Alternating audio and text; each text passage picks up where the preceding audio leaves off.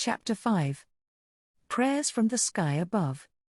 Shota came back from the storefront. His face was not encouraging. Still nothing?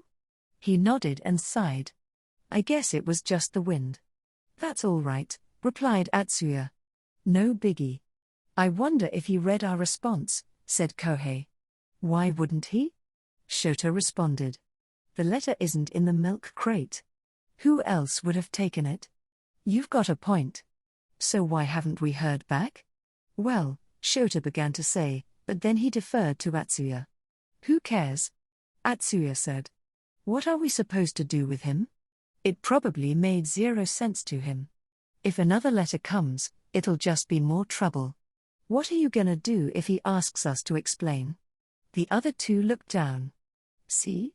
That'd be a pain in the ass. It's fine as it is. It's crazy, though, said Shota. I mean, what a coincidence that floundering musician was that guy.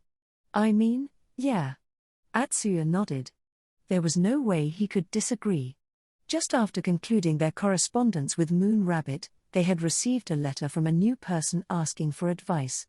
They were incensed by what they read. This guy's so-called problem was that he couldn't decide whether to take over the family fish shop or pursue his musical career. Sounded like a spoiled brat who was never going to be satisfied. When they wrote back, they took potshots at him and called him out for being spoiled and told him to smell the roses. This was not at all what floundering musician had been expecting, and he shot them back an inflammatory rebuttal. The guys doubled down with some more invective, but something strange had happened when the next letter from the flounder arrived. The guys had been sitting out in the store, waiting for his response, when they physically saw the letter slip in through the mail slot and stop halfway. But what really got them was what happened next. Through the mail slot, they heard somebody playing the harmonica. It was a melody they knew well. A song called Reborn. This had been the breakthrough hit for the artist Seri Mizuhara, one with a famous backstory. And that backstory had a personal significance for the three guys in the store. Seri Mizuhara was raised with her younger brother at a children's home, Marumitsuan. When she was in elementary school, the building caught fire on Christmas Eve. Her brother would never have made it out alive if it weren't for the man who saved him, an amateur musician hired to play a Christmas show. The man suffered third-degree burns all over his body and breathed his last at the hospital soon after. Reborn was one of his originals. Seri sang his song for everyone to show her endless gratitude, and it had eventually launched her career as a singer. These three had heard this story countless times since they were kids. After all, they were also raised at Marumitsuan. For the kids at the children's home, Seri Mizuhara was a source of pride and a ray of hope. They aspired to follow her example and find their own way to shine someday. Which was why Atsuya, Shota, and Kohei were stunned to hear Reborn outside on the harmonica. When the song was over, someone pushed the letter through, and it thwapped through the slot. The three guys asked one another what was going on. They had calculated by now that the people asking for advice were living in 1980. Seri Mizuhara would have been alive but still a kid. It would be years before she recorded Reborn. There was only one conclusion: Reborn had been written by the floundering musician. And he was the one who had saved Seri's younger brother. The letter said he'd been thrown off by their advice but that this had given him a chance to take stock of his situation. He told Mr. Namiya that it would help him figure things out if he could meet him in person. The guys were stuck. Should they tell floundering musician about what was going to happen to him? Could they really tell him, hey, buddy, listen up. In 1988, you're gonna play at a Christmas show at Marumitsuan, and the building is gonna catch fire, and you're going to die? Let's tell him, Kohei suggested. Then he won't have to die. But if he doesn't die, Shota reasoned, her brother will die instead. Kohei had no way of contesting that. Atsuya made the final call: they weren't going to mention the fire. Even if we did, he probably wouldn't take it seriously. He'd think it was some creepster giving him a prophecy. It would turn him off, and he'd probably just forget about it. Plus, we already know about the fire and about Seri becoming a famous musician. Awful shit is going to happen, no matter what we write. All we can do is help him accept his fate. Shota and Kohei were on board. But what exactly should they say? I want to show him how thankful we are, Kohei began. If it wasn't for him, Seri Mizuhara maybe would have never gotten famous, and we wouldn't have ever heard her singing Reborn. Atsuya agreed, and Shota said, let's do it. They worked together on what to write. The following is a snippet of their letter: your efforts in music will never be in vain. Your music will save lives. And the songs you create will absolutely live on. Don't ask me how I know. Just trust me. I'm positive. Hold on to this until the end. The very, very end. That's all I can say. They had left their letter in the milk crate and, a little later, gone back to check. The bin was empty. The floundering musician must have taken it away. They were expecting a quick rebuttal. That's why the door was shut, why they'd been waiting all this time. But no letter came. Up till now, it had taken no time at all for a response to show up in the mail slot. Maybe the floundering musician had read their letter and got what he needed. All right, let's open the door. Atsuya got up. Wait a second, Kohei caught him by the leg of his jeans. Just a few more minutes. For what? You know. Kohei nervously licked his lips. The back door. Let's leave it open just a little longer, Atsuya sneered at him. Why bother? I don't think Flounder is writing back. Yeah, I know. I'm done with him anyway. Okay. Then why? Well, I was wondering if someone else might send a letter. What? Atsuya snapped and looked down at him. Listen to yourself. If we leave the back door shut, time will never pass in here. Get it? I get it, I get it. Yeah? 'Cause if you did, you'd know we can't go pulling shit like that. We got in over our heads and had to muddle through, but now we're out. We're not goddamned advice columnists. Atsuya kicked free from Kohei's hand and went out through the back. He checked the time. A little after 4. 2 more hours to go. The idea was to leave at 6. The trains would be running by then. He went back inside. Kohei looked dejected. Shota was toying with his cell phone. Atsuya took a seat at the kitchen table. The candle on the tabletop was flickering. Must have been the air from the outside. This sure is a weird house, he thought. He looked over the dingy walls. What the hell was causing all this supernatural woo-woo? And why were we dragged into it? I'm not sure if this makes sense, whispered Kohei, but I feel like tonight, for the first time in my life, I've made a difference in someone else's life. Me, you know? An idiot like me made a difference. Atsuya scowled. That's why you wanna keep on doling out advice? It ain't gonna pay you squat. I'm not trying to get rich here. This is just the first time I've had a chance to seriously consider what someone else is going through, and maybe even help. Atsuya clicked his tongue. And what good is it doing us, getting drunk on this idea of helping people? No one needs any advice from us. Ms. Olympics interpreted our letter in the most convenient way possible, and Flounder doesn't know what's good for him. I've been saying the same thing all along. We're losers. We got no business giving anyone advice. But even you were smiling when we got that last letter from Moon Rabbit. I wasn't pissed. But the exception proves the rule. We're in no position to offer people our opinion. He pointed to the bag heaped up in the corner. We're good-for-nothing crooks. Kohei looked hurt and hung his head. Atsuya saw his reaction and snorted. At that moment, Shota let out a loud cry. What the? Atsuya almost fell off his chair. What's wrong now? Wait, hold on. Shota held up his phone. There's something on here. About the Namiya general store. On the internet? Atsuya raised his eyebrows. Just someone writing about their memories or something, right? That's what I expected, too, when I searched for it online. I figured someone must have posted something about it. Is that what you found? Some kind of memory lane thing? Not exactly. Shota showed Atsuya his phone. See for yourself. Come on, he replied, but he took the phone and skimmed through the backlit screen. The header said the Namiya General Store, one night special. Once he read what followed, he knew why Shota had been startled. Atsuya himself felt his blood go hot. To all who requested advice from the Namiya General Store. On September 13th, from exactly midnight until daybreak, the advice box of the Namiya General Store will be reopening for one night only. We kindly ask that anyone who has ever asked for and received advice to give us your unfiltered opinion. How did it affect your life? Did you find it useful, or was it useless? Please leave your letters in the mail slot in the shutter, just like old times. We look forward to hearing from you.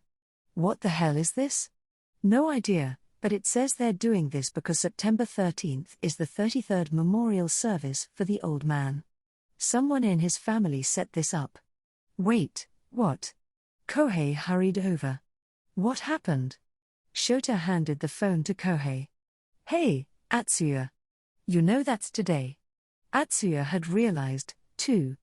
On September 13th, from exactly midnight until daybreak, in other words, right now. They were in the thick of it. Wait, so they actually advertised that they'd be giving out advice again? Kohei blinked repeatedly. That must be why all this weird stuff is happening. It has to be. Today is a special day. The present is communicating with the past. Atsuya rubbed his face. The specifics were beyond him, but he sensed Shota's description was on point. He looked at the back door, which was ajar. It was still black night. If the door's open, we lose connection with the past, said Shota. There's still some time left before daylight. What should we do, Atsuya? Do? We might be screwing things up, you know. What if the door should have been shut the entire night? Kohei got up and shut the back door tight. What are you doing? Open that. Kohei turned around and shook his head. It's gotta be closed. Why? If it's closed, time basically stops. You wanna be in here forever? Atsuya had an idea. Know what? Let's shut the door. Only let's shut it behind us. That solves everything. We won't be screwing things up anymore. Right? But neither of the other guys motioned to agree. They were crestfallen. Come on. You got something else to add? Finally, Shota spoke up. I'm gonna stick around. You should go, Atsuya. You can wait outside or get a head start. I'm staying, too, chimed in Kohei. Atsuya scratched his head. Stay and do what? It's not about what we're going to do, said Shota. We just need to see this through. To see what else happens to this weird house. Do you understand anything about what's going on? In an hour, the sun's gonna come up. An hour out there is days on end in here. Are you telling me you're gonna sit through that with nothing to eat, nothing to drink? I don't think so. Shota looked away. Maybe he knew that Atsuya was right. Give it up, said Atsuya. But Shota didn't reply. Soon after, they heard the shutter rattle. Atsuya and Shota faced each other. Kohei jogged out into the store. It's just the wind again, Atsuya yelled after him. It's just banging in the wind. Eventually, Kohei loped his way back, empty-handed. Told you. Just the wind. Kohei trudged back, but when he got closer to Atsuya and Shota, he dropped his act and reached behind him. Ta-de-a. He produced a white envelope. It must have been in his back pocket. Atsuya was getting sick of this. Things were getting downright silly. This can be the last one, Atsuya, urged Shota, gesturing at the envelope. We'll respond to this one and get out of here. Promise. He sighed and sat down at the table. Let's read it first. It might be something that's way too much for us. Kohei carefully tore open the seal. 200 Hi, Mr. Namiya. I'm writing because I'd like to ask you for advice about something. I graduated from a vocational high school this year and started at a company in Tokyo in April. I didn't go to college because of some stuff happening at home. Basically, I wanted to start work as soon as possible. But right after I started at the company, I started doubting that this was the right decision. This company only hires girls straight out of high school to do chores around the office. All I do each day is brew tea, make copies, and rewrite documents that the men at the company drafted in their crummy handwriting. Easy work. Anyone could do it. Even a middle schooler, or an elementary schooler who knew enough words. I never get that sense of satisfaction from a good day's work. I have a Class 2 bookkeeping license, but I never get to put my skills to use. The company is under the impression that the only reason women take jobs is to land themselves husbands, and that once they find a suitable one, they'll marry him and quit. Since they only let us do simple tasks, they couldn't care less about our academic background. Let's just say the bar for that is pretty low. They want a steady turnover of women to give the men plenty to choose from. It's in their interest to pay the women almost nothing. This isn't why I took this job. I want to be a financially independent woman. I'm not remotely interested in being some throwaway. I was at a loss for what to do, but one day someone approached me on the street and asked me to work at their bar. It was a club in Shinjuku. The man was a scout for the nighttime entertainment industry, and he was hunting for new hostesses to charm customers at a hostess bar. From what he told me, the conditions would be unbelievably good. A whole other level than my day job. Things sounded so good that I started thinking there had to be some kind of catch. He asked me to come by to check it out and hang. I thought, why not? And went. I have to say, it was a culture shock. I had associated the words club and hostess with a sort of shady atmosphere, but what I saw was a glamorous wonderland for adults. The girls were working the floor. Far from sitting around and looking pretty. They seemed to be strategizing, even teaming up, to please their customers to their utmost abilities. I wasn't sure I could handle this, but I felt like it was worth a try. That's when I started working days at the company and nights at the club. I used to just go home after work, but now I head to the club to work again. I'm actually 19, but I told them I'm 20. The hours are tough on me physically, and handling the customers is harder than I thought, but it makes the day worthwhile. And financially, I'm far better off. But after about 2 months, I started having doubts. Not about working as a hostess, but about staying at the company. Since there was little hope of ever doing more than busy work, there was no good reason to kill myself to stay there. Plus, if I quit and went full-time as a hostess, I'd see a huge improvement in my savings. I haven't told anyone I know that I'm in the industry. I'm also worried that if I quit the company out of nowhere, I'll leave a mess behind me. But I feel like I'm finally doing the work I want to be doing. I'd be so grateful if you have any advice on how to help those closest to me too. Understand my position and how to quit my day job on good terms. Thanks for your help. Dubious doggy. Atsuya snorted. Oh, great. Can you believe this shit? This is the last letter we've got to respond to. She's in for it, said Shota smugly. She'll learn. There's always gonna be girls who go in for that kind of work, thinking it's going to be glamorous. I bet she's really pretty, deemed Kohei. She got scouted on the street. And it only took her 2 months to make a solid living. Sounds like she's got a new admirer. Snap out of it. Hey, Shota, write her back. What should I say? He readied the pen. You know, Talk some sense into her. Rough her up. Get her head out of the clouds. He puckered his face. Does it have to be rough? This girl's only 19. For a dummy like her, you need to be a little harsh, or it won't sink in. I know what you're saying, but let's maybe take a softer approach. Atsuya clucked. Grow a pair. If we're too harsh on her, she'll snap. Something I think you can personally relate to. Here's what Shota came up with. Dear dubious doggy. Thanks for the letter. I'll be blunt. You should quit the club. That's no life for you. Yeah, I can understand the appeal of making way more money. Then you would working at some office job, and more easily, at that. You've made it into a world of luxury, and it's only natural that you'd want to stay. But it won't always be this easy. You're still so young. It's been a good 2 months, but that isn't long enough to comprehend how hard it's going to be. You will have all kinds of men for customers, and no shortage of them. Will drool all over you.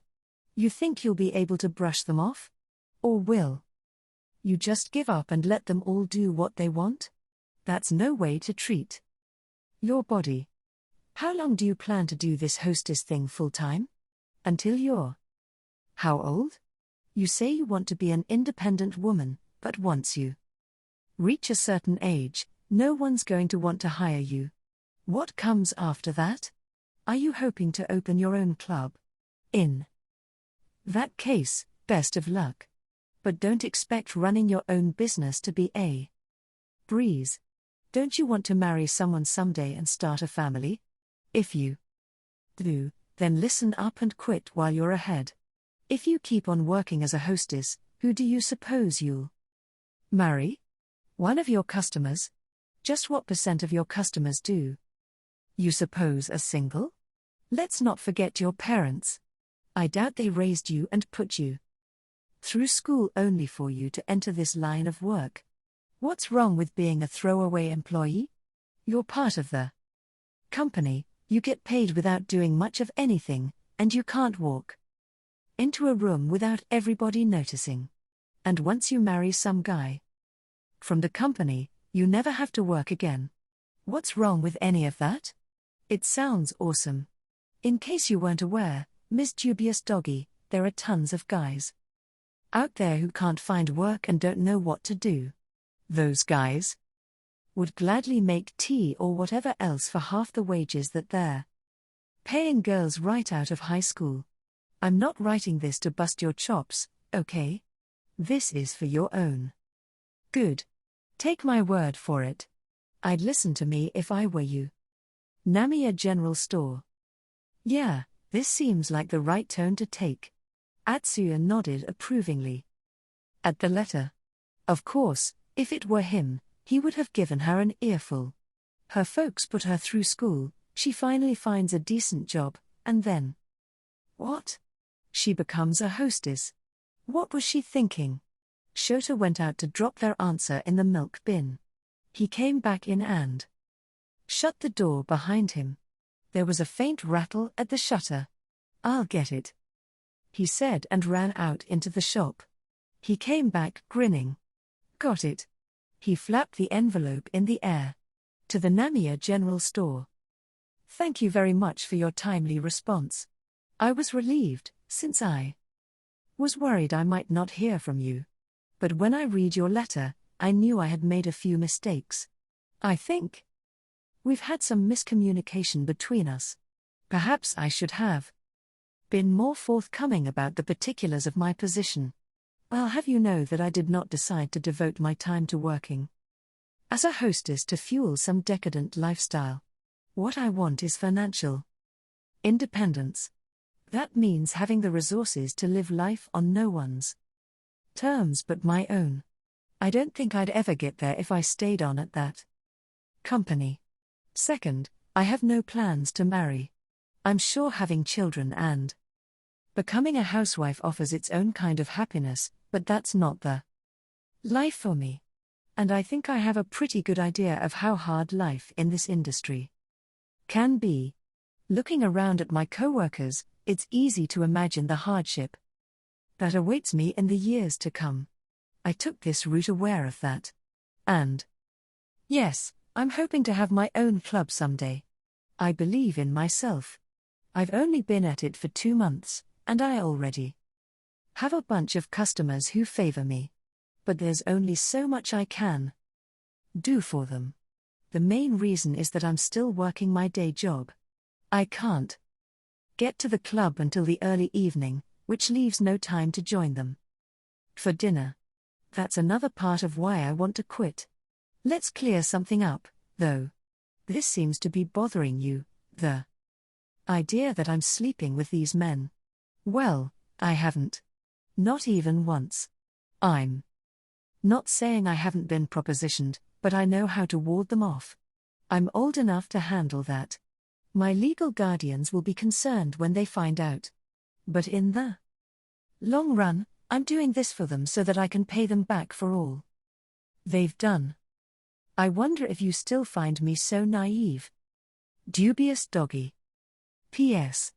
I was asking for advice on how to explain my work life to my friends and family. I have no plans to leave the industry. If you don't agree with my lifestyle, please disregard this letter. Let's ignore it, suggested Atsuya. He held up the letter. What's this crap about believing in herself? She better get ready for the real world. Kohei was despondent as ever. Yeah, I guess you're right. Wait, though, Shota said. What this girl's saying isn't so far off. If a woman wants financial independence, working at a club will get her there. And fast. She knows the deal. Money is everything. Without it, you're nowhere. I don't need you to tell me that, Atsuya spat. You're right, but things aren't gonna go the way she wants them to. And why is that, exactly? Shota asked. How do you know things won't work out for her?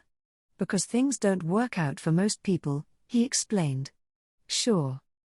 She's hot shit now and could probably open up her own club, no problem, but plenty of shops close 6 months after opening. A business isn't easy to get going. It's hard building that momentum. You need money to start, but money isn't enough. It's easy for her to write to us and say she's gonna do it, but words are words, and she's just a little girl who doesn't understand the world yet. Once she's neck deep in this lifestyle, she'll give up on all of this. But when she comes to her senses, it'll be too late to catch up. She'll have missed her chance to marry, and she'll have aged twice as fast from working as a hostess. By then it won't do any good to wish she'd done things differently. Yeah, but she's only 19. She doesn't have to worry that far ahead. That's exactly why she has to worry. Atsuya raised his voice. Because she's young. Write her back and tell her to cut the shit. She's gotta quit the club and find some eligible bachelor at the company. Shota stared down for a few seconds at the stationery on the tabletop and began to shake his head. No, I want to encourage her. This girl didn't ask us for advice for kicks. It's not about how serious she is. It's about living in the real world. I think she's being pretty realistic. Think so? Let's make a bet on whether she succeeds as an entrepreneur. I'll bet that working as a hostess, she'll get tangled up with some shitty dude and wind up as a single mom and an all-around pain in the ass. Shota gulped his next words down. His head hung heavier than ever. A leaden silence fell over the room. Even Atsuya's eyes were on the floor. Hey, started Kohei. How about we ask her? Ask her what? Atsuya replied. To explain. I don't think either of you is wrong, based on this conversation. Let's ask her how serious she is about her plan and go from there. Of course, she's gonna say she means it. She takes herself so seriously. We could ask her for some details, Shota offered. Like if there's a Reason she wants to be financially independent, and how come she thinks marriage wouldn't make her happy. Oh, and we could ask about her specific plans for starting up her business. Like Atsuya said, it isn't easy.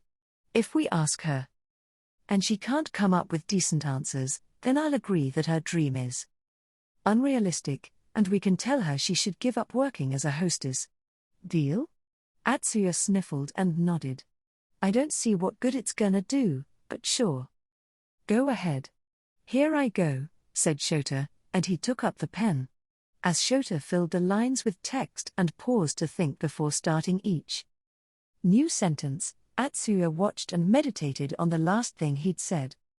Working as a hostess, she'll get tangled up with some shitty dude and wind up as a single mom and an all-around pain in the ass. That was what happened to his own mother. Shota and Kohei had held their tongues because they knew that things were getting personal. Atsuya's mother had him when she was 22. His father was a younger guy who worked at the same club as a bartender. Right before she gave birth, he left without a trace. Stranded with a nursing baby, Atsuya's mother continued working as a hostess. She probably had no other prospects. In a few of his earlier memories, his mother had a man around. But Atsuya didn't see him as a father.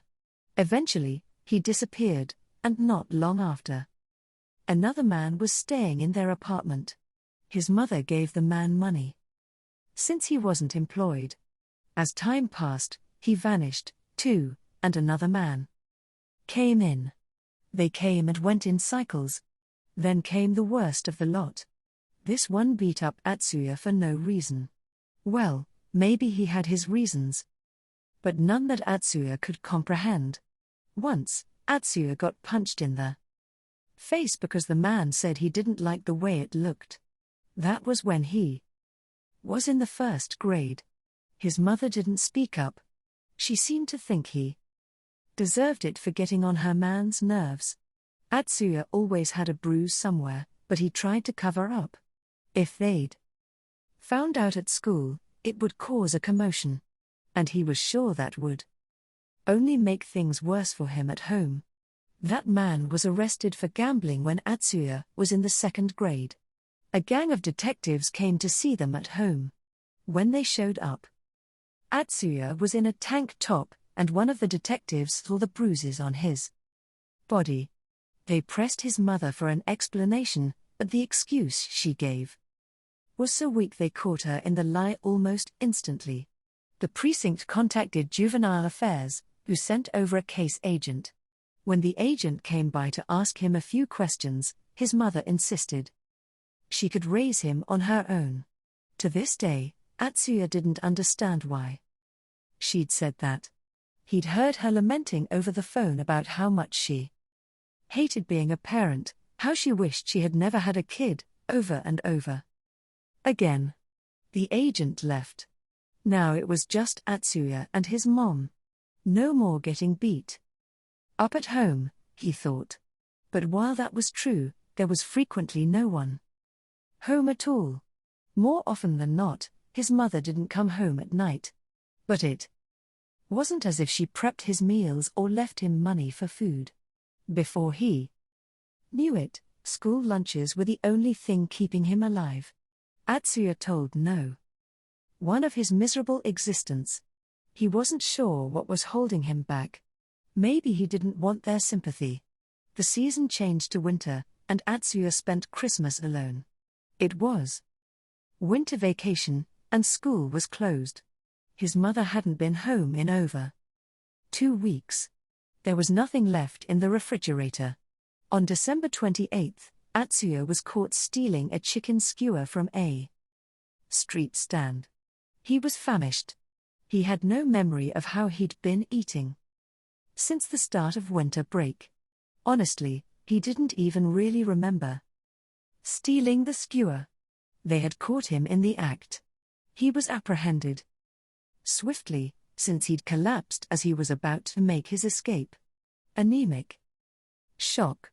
3 months later, Atsuya entered Marumitsuan. 3. Dear dubious doggy. Thank you for your second letter. It's clear to me you aren't working as a hostess just so you can live a life of luxury. Your ambition to own your own business is commendable. Still, I can't help but suspect that after 2 good months of working as a hostess, you're a little tipsy on the glamour and easy money. How are you going to go about saving the money to start a business? Do you have a timeline for your savings? And how will you proceed from there? To run a club, you'll need to hire a lot of people. Where will you get the experience you need to manage everything? Do you think you'll figure it out just from working as a hostess? Are you confident that your plan will be enough for you to succeed? If so, what are you basing that on? I think it's admirable that you want to have financial independence. But don't you think it's just as admirable to marry someone with money and win yourself some security and stability, even when a woman doesn't have a job? Providing support for her husband gives her a certain kind of independent status. You mentioned wanting to do something to show your gratitude toward your parents, but money isn't enough to pay them back. You need to make yourself happy, comfortable. Settle down. Once you do, your parents will be satisfied, and I think they'll feel gratified, too. You said I could ignore your letter if I disagreed with your lifestyle. But I couldn't overlook your situation. I had to write back. Please share your honest thoughts. Namiya General Store. Looks good to me, agreed Atsuya. He handed the letter to Shota. Now it all depends on what she says. Whether she writes back with a solid plan. He shook his head at Shota. I'm not banking on it. Why not? If you're gonna be dismissive, at least back it up. Even if she has a plan or whatever, I wouldn't expect it to be more than a daydream. Like getting some celebrity or baseball player to be her sugar daddy. Hey, that could work. Kohei piped up with an endorsement. Shut it, numbskull. That's never gonna happen. Anyway, I'll be right back. Shota slipped the letter in an envelope and stood. They watched Shota exit through the back door and listened to him opening the lid of the milk bin and letting it slam shut. Atsuya wondered how many times they'd heard that exact sequence of sounds that night. Shota came back inside and shut the door behind him. A second later, they heard the shutter rattling. I'll get it, Kohei volunteered, and he ambled into the storefront. Atsuya looked at Shota. Their eyes met. What's next? He asked. Dunno. Shota shrugged.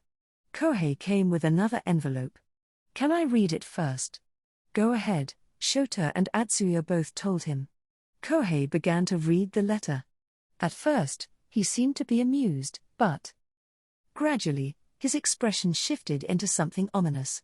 He started chewing his thumbnail. Atsuya gave Shota a look. Kohei had a habit of doing that when he was panicking. There were more pages than last time. When Kohei was done, Atsuya snatched the letter from him. To the Namiya General Store. Your second letter made me feel the same dissonance again.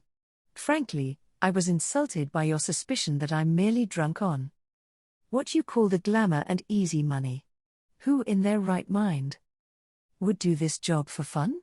But when I cooled down, I realized your choice of words was sensible. It's to be expected that you'd be skeptical about a 19-year-old girl who writes to tell you she wants to start a business. I decided I wasn't helping anyone by being secretive. I figure I might as well clue you in on everything now. As I've mentioned again and again, I want to be a financially independent person. And I'm not talking about making a modest living. I want to make the big bucks. But I don't want to make it for myself. To tell you the truth, I lost both my parents when I was very young. And spent 6 years, up through elementary school, living in a children's home. A place called Marumitsuan. But I was one of the lucky ones. Just when I graduated elementary School, some relatives were able to take me in. It's thanks to them that I made it as far as high school. In the children's home, there were all too many kids who had been abused by their parents. There were kids taken in by foster parents who pocketed the child support and fed them close to nothing. After seeing their misfortune, I was able to understand how blessed I was. Which is all the more reason that I want to do something to repay my guardians, as soon as I can. I'm running out of time. They're elderly, and since they aren't working anymore, they're scraping by on their meager savings. They don't have anyone but me to help them. And I can't earn enough money making tea and copies all day long. And by the way, I do have a plan for starting my own club. Saving up is a major part of it, but I also have an advisor who will help me get things started. He's one of our customers, but he has a hand in a bunch of other businesses in the food industry and owns a spot himself. He told me that when I decide to go off on my own, he'll help me cover all the bases. But I bet you think my plan is dubious at best. Why can I be so sure that this guy will help me out? This part I need to confess. Lately, this man has been asking me to be his lover. If I say yes, he'll give me a monthly allowance. And I don't mean pocket money. I'm seriously considering this. He's not a bad guy, and I don't dislike him. That should answer all your questions. I hope I've made it abundantly clear that I am not working as a hostess for the heck of it. Or did you find this letter lacking in direction, too? You'll probably call it all a fairy tale, La La Land, a little girl's misunderstanding of the big wide world. If that's the case, please point out whatever it is I'm missing. I would appreciate the guidance. Dubious Doggy. 4. I'm heading up to the shops by the station, Harumi told Hideo, her great aunt. She was at the stove, her back to Harumi. The air was fragrant with the smell of bonito flakes. All right. Hideo nodded her goodbye over her shoulder. She had just scooped some broth into a dish and was giving it a taste. Harumi stepped out and hopped onto the bicycle parked by the gate. She started pedaling nice and easy. This was only the third time that summer that she'd gone out early in the morning. Hideo must have known something was going on, but she didn't pry because she trusted Harumi. She rode the familiar route at a familiar pace. Before long, she was at her destination. The Namiya general store was surrounded by a light mist, the aftermath of last night's rain. She made sure no one was around and walked down the alley alongside the house. The first time, she'd been really nervous, but she had since gotten used to the system. Around back was a second entrance, and bolted to its wall was a beat-up milk crate. She inhaled deeply, exhaled, and lifted the lid.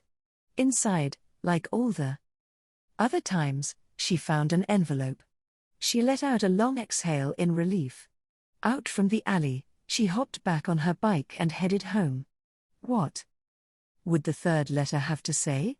She pedaled hard, she wanted to be home as soon as possible, to open it and see for herself. Harumi Muto had come back home on the second Saturday in August.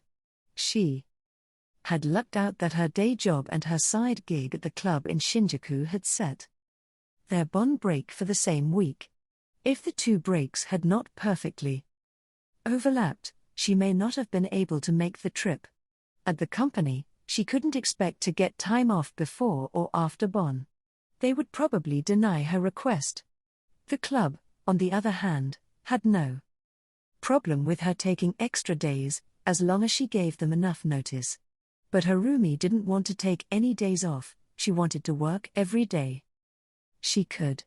To call this place her home wouldn't tell the whole story. This wasn't where she was born. The family placard on the front gate read Tamura. When she was 5, Harumi lost her parents in a car crash. It was an uncanny collision. A truck crossed over the median into their lane. Harumi was in preschool, rehearsing for a school play. She had no recollection of when she heard the news. She was sure she'd been overwhelmed with sadness, but the memory had slipped free in one clean piece. The same goes for the 6 months she supposedly went without speaking to anyone. She knew about this only from what she had been told after the fact. It wasn't that she had no relatives, but she barely ever saw them. She wouldn't have expected anyone to rush to take her in, but that was when the Tamuras held out their hands and welcomed her in. Hideo Tamura was the sister of her maternal grandmother, which made her Harumi's great-aunt. Harumi's grandfather had died during the war, and her grandmother had fallen ill and passed away soon after. Like an angel sent from heaven, Hideo rescued Harumi and treated her as her own when there was no one else to count on. Harumi's great-uncle was just as kind and good. But those happy days would not last for long. The Tamuras had only one daughter, but she showed up unannounced with her husband and their children one day to live at home. Later, she heard that the husband had lost everything in a business venture and accumulated an exorbitant amount of debt, and they lost the house they lived in. Just before entering elementary school, Harumi was given over to the children's home. "I'll come and get you soon." That's what her great-aunt said the day she dropped her off. 6 years later, she came as promised. Her daughter's family had finally moved on. On her first day back, Harumi saw her great-aunt kneeling before the family altar and praying. "It feels like a huge weight has been taken from my shoulders.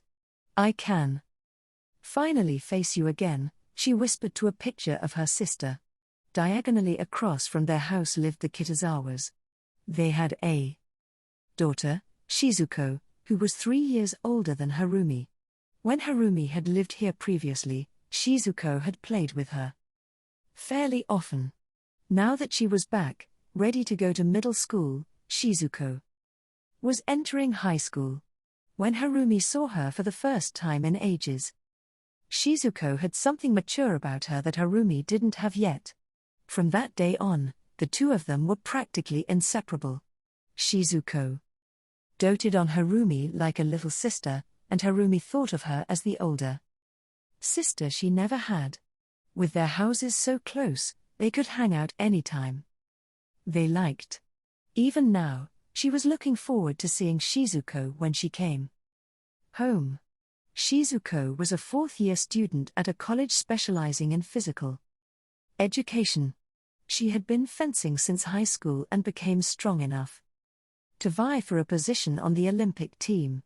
Most of the time, she commuted to college from home, but once she became an elite athlete, her practice regimen went into overdrive. It wasn't odd for her to be away from home for weeks on end with frequent travel overseas. But this summer, Shizuko was just hanging around the house. The Moscow Olympics had finally been boycotted by the Japanese government. When Harumi heard the news, she worried Shizuko would be devastated, but it turned out that her worry had been groundless. Shizuko was in good spirits when Harumi saw her during Bon. There was no avoiding the topic of the Olympics, and Shizuko didn't try to change the subject. She told Harumi she had failed to make the final cut for the Olympic team, but she was light-hearted about it all. "I feel sorry for the athletes who did get picked," Shizuko said in a lowered voice. She had always been kind. It had been about 2 years since Harumi had last seen Shizuko. Once slender and svelte, her friend had bulked out considerably and exuded the latent energy of an athlete. Her shoulders were broad, and her biceps were more developed than most of the rail-thin guys around town. To qualify for the Olympics, thought Harumi, you have to have a special kind of body. My mother's always saying the room gets cramped when I walk in, joked Shizuko. She squinted a little, making a wrinkle just above her nose. She was always doing that. Harumi first heard about the Namiya General Store one night when they were walking home from a Bon dance in town, dressed in festive yukata robes. They were talking about their dreams for the future and marriage, when Harumi asked Shizuko, "Hey, if you had to pick one, which would it be? Fencing or romance?" She had meant to get a rise out of her. It worked. Shizuko stopped dead and looked Harumi straight in the eye. The light in her eyes was full of sincerity. She began to weep. "Hey, wait, what's wrong? Did I say something to upset you? I'm sorry. I didn't mean to make you feel bad," she apologized hastily. But Shizuko shook her head and wiped her tears on the floral sleeve of her yukata. "It's fine. I'm sorry I scared you.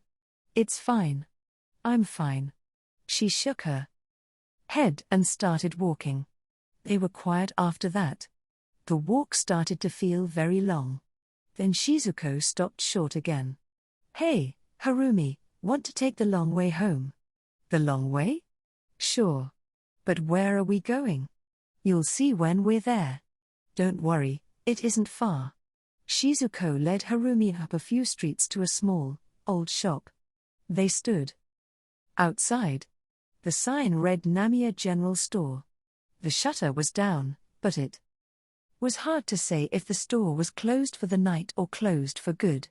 "Do you know about this place?" asked Shizuko. "Namiya. I feel like I must have heard that name before somewhere. Let me answer your questions." "Namiya." Shizuko sang. "Oh, right, Namiya," she cried. "Yeah, I remember people saying that in school. So this is where it came from." She'd first heard rumors in middle school, but she'd never been by until now. The store itself went out of business, but they're still doing the advice thing. "Whoa, really?" Shizuko nodded. "I mean, just the other day, I got some good advice." Harumi looked at her wide-eyed. "No way. I haven't told this to anyone else, but I know I can tell you. I mean, you've already seen me cry tonight." When she said it, her eyes teared up again. Shizuko's story caught Harumi off guard. She was surprised enough to hear her friend had fallen in love with her former fencing coach and was considering marriage, but what shocked her most of all was hearing that the man was no longer alive, and that Shizuko had trained for the Olympics, knowing he was about to die. "There is no way I could have done that," Harumi admitted. "I mean, when the man you love is dying, I don't see how you can spend all your time on sports." "That's because you don't know how things were with us," Shizuko said. Her face and tone were at peace. He knew his life was almost over, but that made him want to spend what little time was left on prayer. Praying that my dream, his dream, would come true. Once I understood that, I didn't worry anymore. Shizuko said her worry had gone away thanks to the Namiya General Store. "He's an amazing guy. No tricks, no bullshit. I mean, when I told him about my problem, he practically bopped me on the head. But he forced me to figure things out and see that I was getting in my own way. He's the reason why I was finally able to stop worrying and throw myself into the training." Really. Perusing the battered shutter of the store, Harumi was overtaken by a curious observation. It didn't look as though someone could have possibly been living here. "I know what you're thinking," said Shizuko, "but it is real. I don't think anyone is here most of the time. He must come by at night to collect the letters. Once he has his answer, he leaves it in the milk crate. It's there by morning. Unreal. Why would anyone go to all the trouble?" she wondered. But this was coming from Shizuko. It must be true. That night, she couldn't rid the Namiya General Store from her mind, and For good reason. Harumi had a big problem, and she didn't have anyone who could give her advice. In a word, her problem was financial. Though Hideo had never mentioned it directly, the finances of the Tamura family were in rough shape. If their household were a boat, it would be minutes from slipping under. By bailing bucket after bucket from the cabin, they had somehow stayed afloat, but they couldn't keep up the bucket brigade forever. Once upon a time, the Tamuras had been a family of substantial means, owning a great deal of property in the area, but over the years, most of the land was sold off to clear their daughter's liabilities. Once they paid everything off, their daughter moved on, and they were able to welcome Harumi back into their home. But that was not the end of the hard times for the Tamuras. The previous year, Harumi's great-uncle had a stroke and fell. He could barely move the right side of his body. This was what compelled Harumi to move to Tokyo to start working. She felt a duty to support her guardians in their old age, but with almost all her salary eaten up by living expenses, the thought of being any sort of aid to the Tamuras was a pipe dream. She had her first encounter with the nightlife industry during this period of emotional crisis. If the offer had come at any other time, she wouldn't have ceded. To be honest, she thought working as a hostess was beneath her. But things changed. She now thought she should quit her job and hostess full-time so she could give back to the Tamuras in their time of need.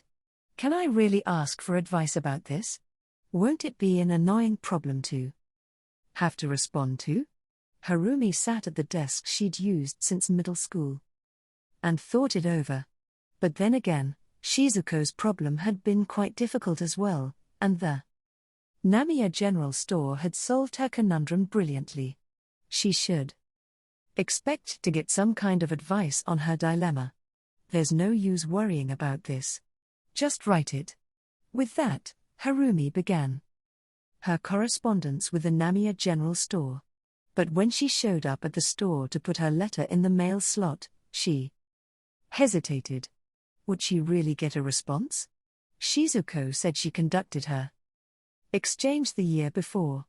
What would happen if the house had been abandoned, and Harumi's letter was left sitting on the floor? What the hell, she thought, and she slipped the letter in the mail slot. Anyway, it didn't have her name on it. Not her real name anyway. If someone found it and read it, it wasn't as if they could trace it back to her. But the next morning, she went back to check the milk bin and found an envelope inside. Of course, she didn't want it to be empty, but it felt bizarre to hold this letter in her hands. When she read the message, she realized Shizuko wasn't kidding. The Namiya general store didn't sugarcoat a thing. This was straight talk. Unreserved, insensitive. It almost felt as if he was intentionally trying to piss her off. That's how Mr. Namiya gets the job done, Shizuko had told her. He gets you to speak your mind and encourages you to discover the right path on your own.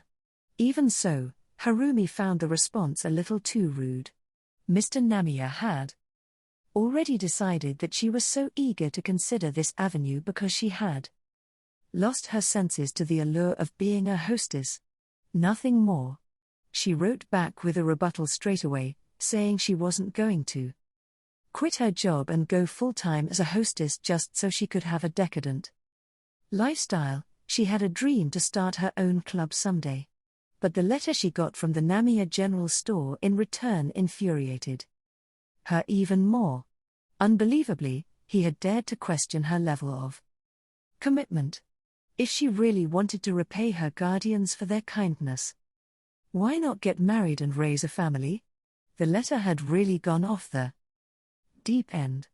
Harumi felt that this miscommunication was on her. By leaving out the vital details, she had failed to get her point across. For her third letter, she made an effort to open up a little. She clarified the details of her upbringing, The dire circumstances of her guardians. She delved deeper into her plans. How would the Namiya general store react? Half eager to hear, half scared to know, she pushed the letter through the mail slot. Back home, breakfast was long since ready. She sat on the tatami at the low table and ate her meal. Her great-uncle was lying down in the next room. Hideo was feeding him rice porridge from a spoon and having him sip cold tea from a feeding cup. As Harumi observed them, she felt her sense of urgency all over again. She had to help them, she had to do something. After breakfast, she went upstairs to her old room. She took the letter from her pocket and sat in the chair at her desk. Unfolding the pages, she saw the usual chicken scratches. But the letter itself was utterly different from everything she'd seen so far. Dear dubious doggy. I've gone through your third letter. It's clear you're in a very difficult situation, and you're determined to get to a point where you can give back to those who've helped you. In that vein, I have a few more questions. Are you sure you can trust the person who wants you to be his lover? You've said this man had a hand in setting up a bunch of businesses, but have you asked him what they're called, and how exactly he was involved? If you can get him to take you to one of them to visit, go outside regular business hours and ask the staff about their experience with him. Do you have any sort of written guarantee that this man will help you start your club, no matter what? Would he keep his promise, even if his wife found out about the affair? Do you plan to keep on with this man indefinitely? What will you do if you fall in love with someone else? You've said you're working as a hostess to build up financial resources so that someday you can open your own club. Would you consider making money some other way?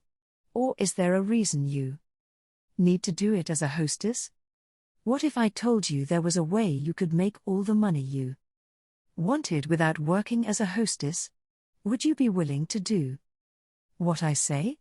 There's a chance I may advise you to quit working as a hostess and stop dating creepy dudes. Please write back one more time with your answers to these questions. Once I have your answers, I'll see if I can help you make your dreams come true. I bet you're finding this pretty hard to swallow. But I promise I'm not trying to deceive you. Remember, even if I were to deceive you, I would get nothing out of it. You can trust me. But a word of caution. I can only go back and forth with you until September 13th. After that, it will no longer be possible to reach me. Namiya General Store. 5. Once Harumi had seen the third group of customers to the door, Maya pulled her into the staff-only powder room. Maya was 4 years older. She shut the door behind them and grabbed Harumi's hair by the roots. You think because you're young you get a free pass? Harumi's face was tight with pain. What do you mean? What do I mean? I saw you making eyes at my man. Maya bared her teeth. Her lips were glossy with red lipstick. At who? I wasn't doing anything. Don't play dumb. I saw you cuddling up with Mr. Sato. I'm the one who brought that geezer here from my last job. Mr. Sato? Harumi couldn't believe this. Make eyes at that old fat ass? Please. He came over and said hi, she explained. I was just being polite. You liar. You were getting all cute with him and shit. We're hostesses. It's our job to be friendly. Stuff it. Maya let go of her scalp and shoved Harumi in the chest. Harumi's back slammed against the wall. Next time I won't be so nice. Here. Me? Maya laughed at her and left the powder room. Harumi looked at herself in the mirror. Her hair was a mess. She combed it back into place with her fingers and made a conscious effort to relax the muscles of her face. She couldn't let this kind of thing unsettle her.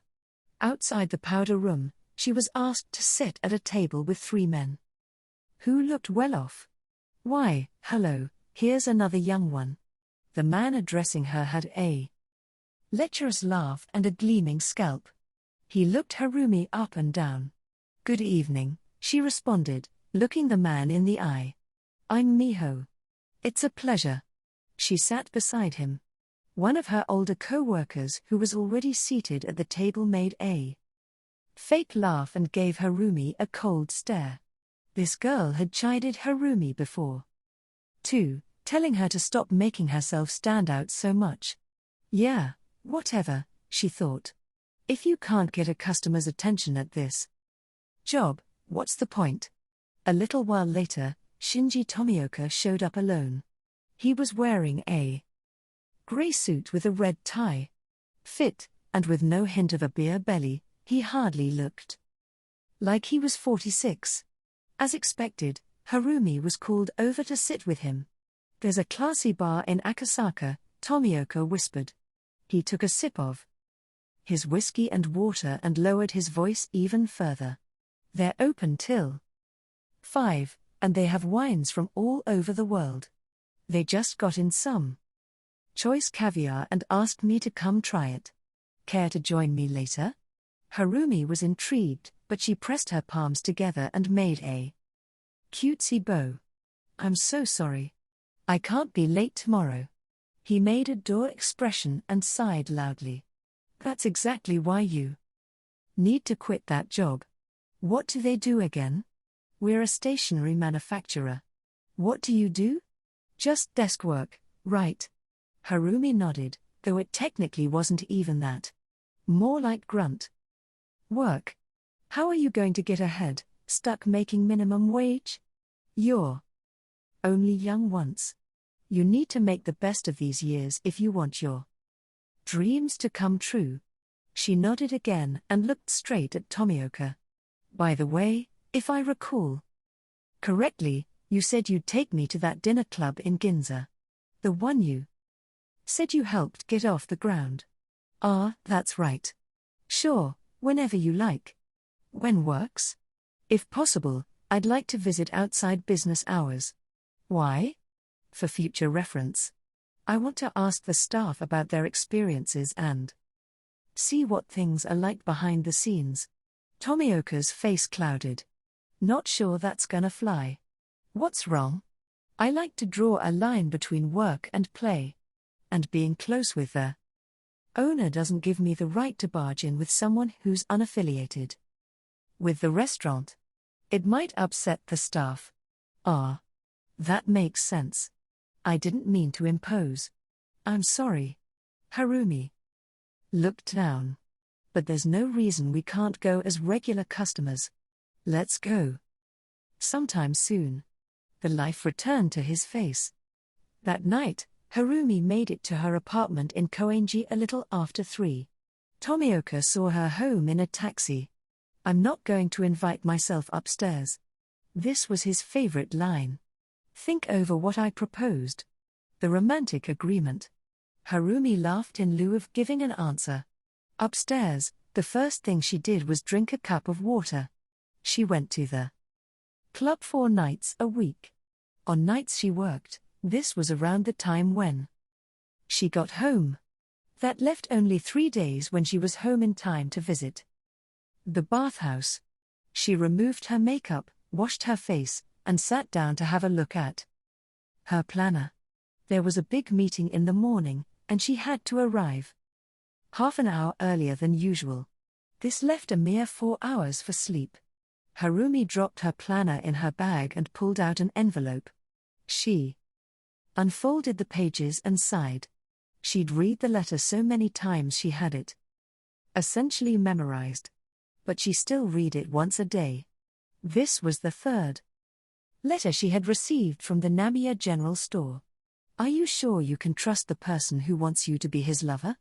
Harumi had been harboring the same doubts, but she pushed it from her mind. She would rather not dwell on it.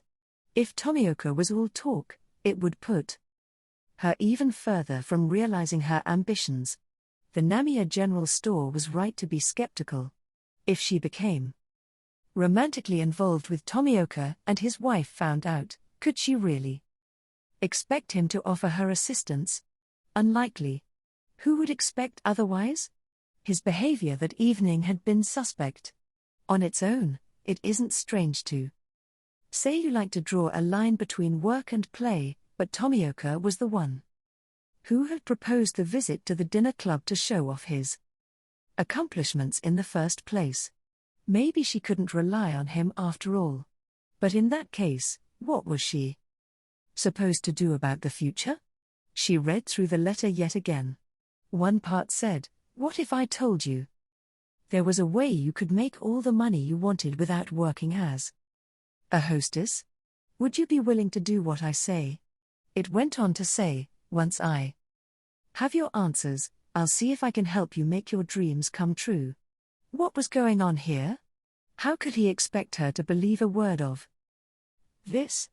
It made him sound like a con man with a get-rich-quick scheme. Under any other circumstance, she would have tossed the letter in the trash. But this was a letter from the Namiya General Store. Mr. Namiya had solved Shizuko's predicament, and even if he hadn't, he would have earned her trust based on how he had conducted their exchange thus far. He didn't mince words or fuss over her reactions. His direct style came right at you. Clumsy but genuine. This letter was clear on one thing: he had nothing to gain by tricking Harumi. All the same, she still found the whole idea hard to believe. If making money was so easy, no one would need to struggle. And more importantly, Mr. Namiya would be a millionaire himself. Harumi's trip home had come to an end before she had time to respond. She was back in Tokyo, back to working as a hostess and at the office. Back to living two lives out of one body. And that body was taking a beating. Once every couple of days at the office, she would tell herself, "That's it, I'm done." Harumi checked the calendar on the table. Another thing was on her mind. Today was Wednesday, September 10th. The last letter had mentioned they could correspond only until September 13. After that, she would have no way of reaching him. The 13th was this Saturday. What was so special about that day? Was he retiring from giving out advice? She figured she may as well answer his questions. She wanted to hear what he had to say, for one thing, and she could decide whether to follow through afterwards. Even if she made a promise, it didn't mean she had to keep it. If she broke her promise and kept on working as a hostess, he would have no way of knowing. Before bed, she peeked into the mirror and found a pimple by her lip. It had been far too long since she'd had a proper night's sleep. If she quit her day job, she thought, she could sleep past noon. When she got off work on Friday, September 12th, Harumi headed to the Tamura house. She took the night off at the club. Harumi showing up at home less than a month after the break came as a surprise to the Tamuras, but they were thrilled. On her last visit, she and her great-uncle hadn't had much of a chance to talk. That night at dinner, she caught him up on things. Needless to say, she told neither of them about working as a hostess. Any trouble making rent, utilities? If you come up short, don't hesitate to ask. He had to fight to get his words out. He let Hideo handle all their finances, meaning he had no idea what dire circumstances they were in. "I'll be fine, as long as I budget," she assured him. "The good news is I've been so busy lately that I've had no time to relax, which makes it hard to spend anything." No time to relax, that was the truth. After dinner, she took a bath. Through the screened windows of the bathroom, she looked up into the night sky. The moon was full and high, predicting that the next day would be a sunny one. What would she learn from the next letter? On her way home to the Tamura house, Harumi had stopped by the Namiya General Store. She left a letter in the mail slot saying she couldn't care less about being a hostess, and if he knew some other way she might attain financial independence, She would turn down the proposed affair and quit working at the club and do whatever else he said. The next day was the 13th. Regardless of what he had to say, she would have no chance to question it. This was the end of their exchange. She'd have to make her plans based on whatever the last letter said.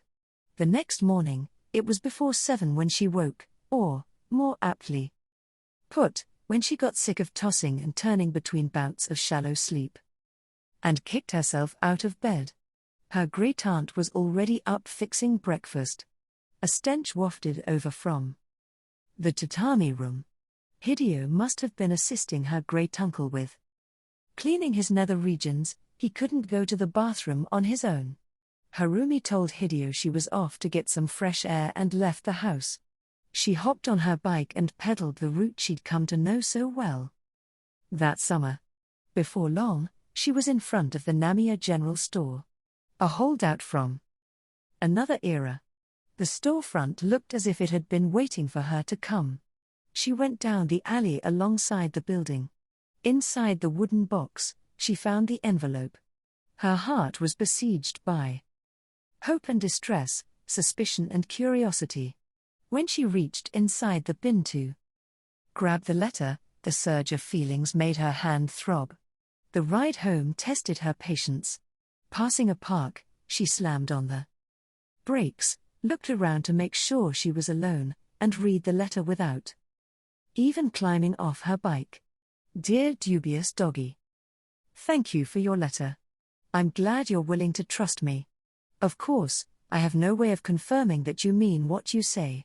There's a chance you only want to see what my mysterious advice is. But at this point, it doesn't matter. I'll have to take your word for it. So, how will you fulfill this dream of yours? 2 things: study and save. For the next 5 years, learn everything you can about economics and finance. In particular, focus on securities and real estate. To do this justice, you'll need to quit your day job. In the meantime, you may as well keep working as a hostess. You're going to save up to purchase property. The closer to Tokyo, the better. Land, apartments, houses, anything is fair game. It's okay if it's on the smaller side or old and dingy. Just make sure you've purchased something by 1985. This isn't for you to live in. In 1986, Japan is going to enter a period of unprecedented economic growth. Real estate will skyrocket across the board. Sell what you've bought and use the profit to buy something more expensive.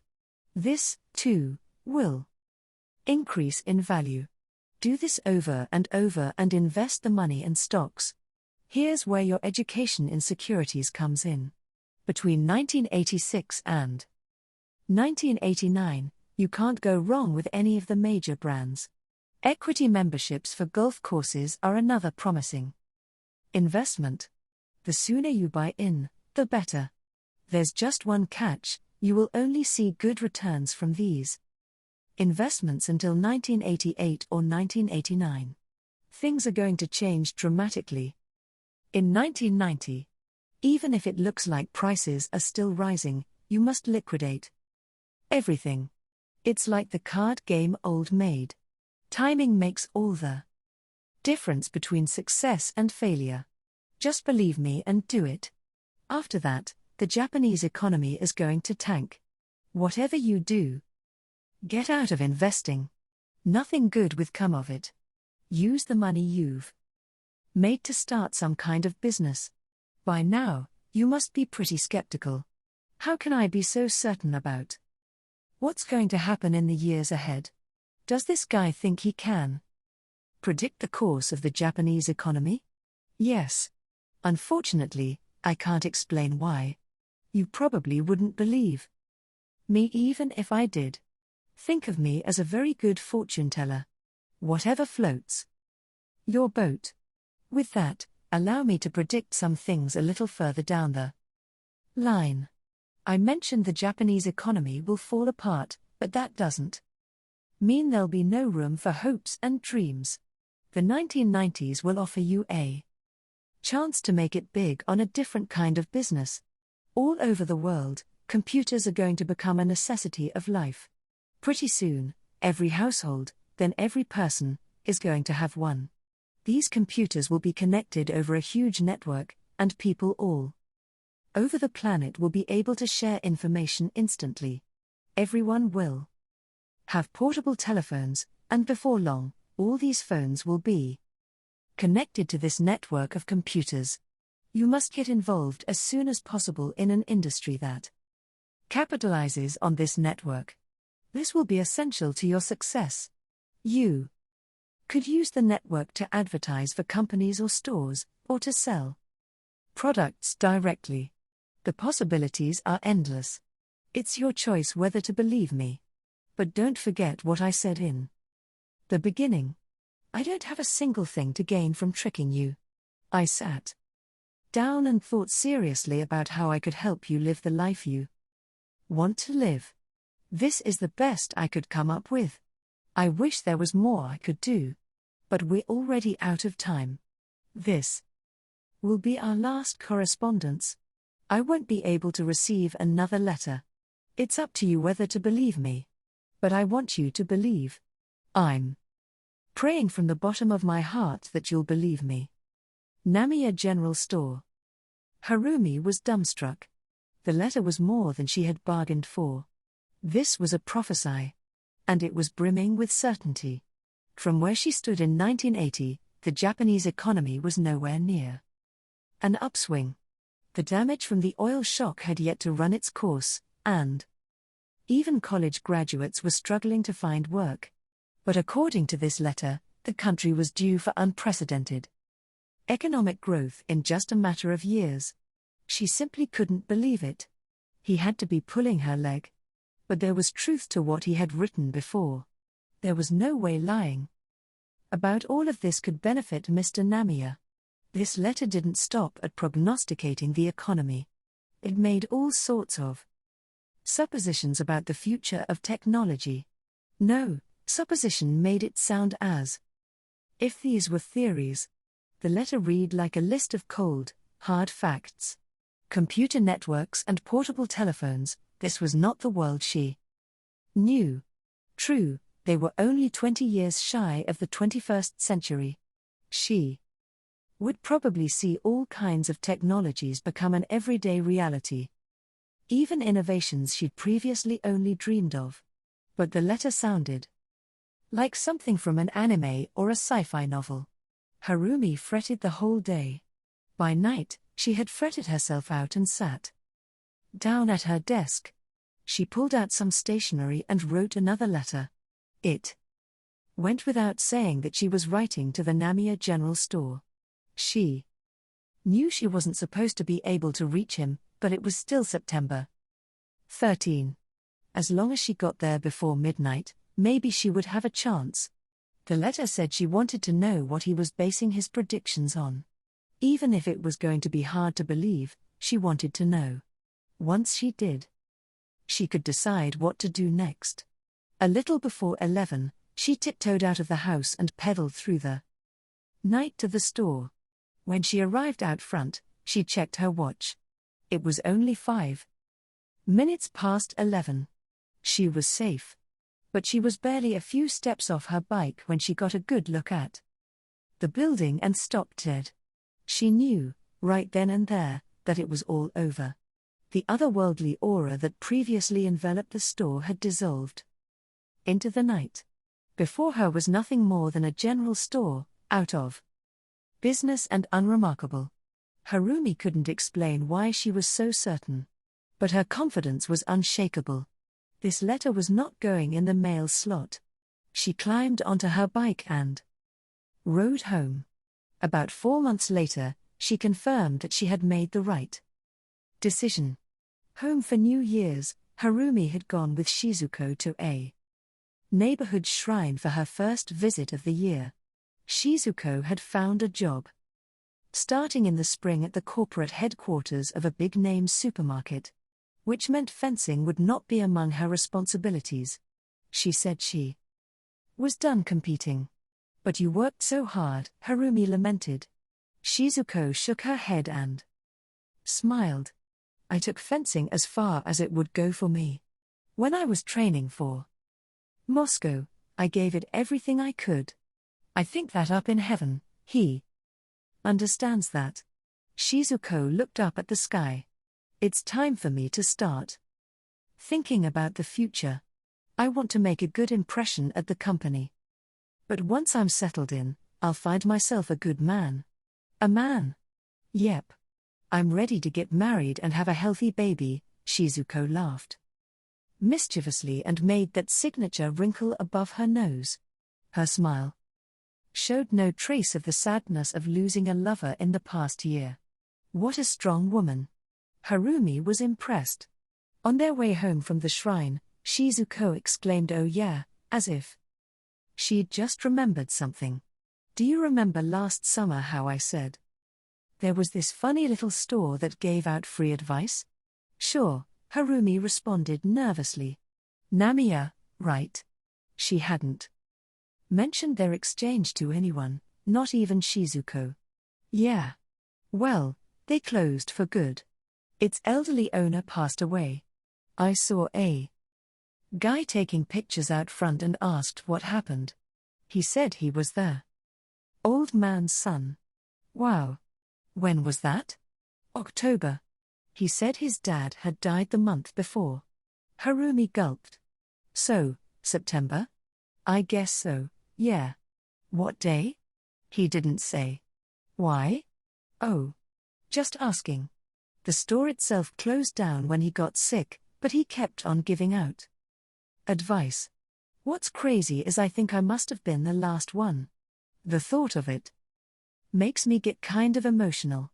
No, it was me, I was the last one. As much as Harumi wanted to say it aloud, she held back. It occurred to her the old man had probably died the night of September 13th. He must have said that it was the last day he could communicate with her because he knew that would be the last day of his life.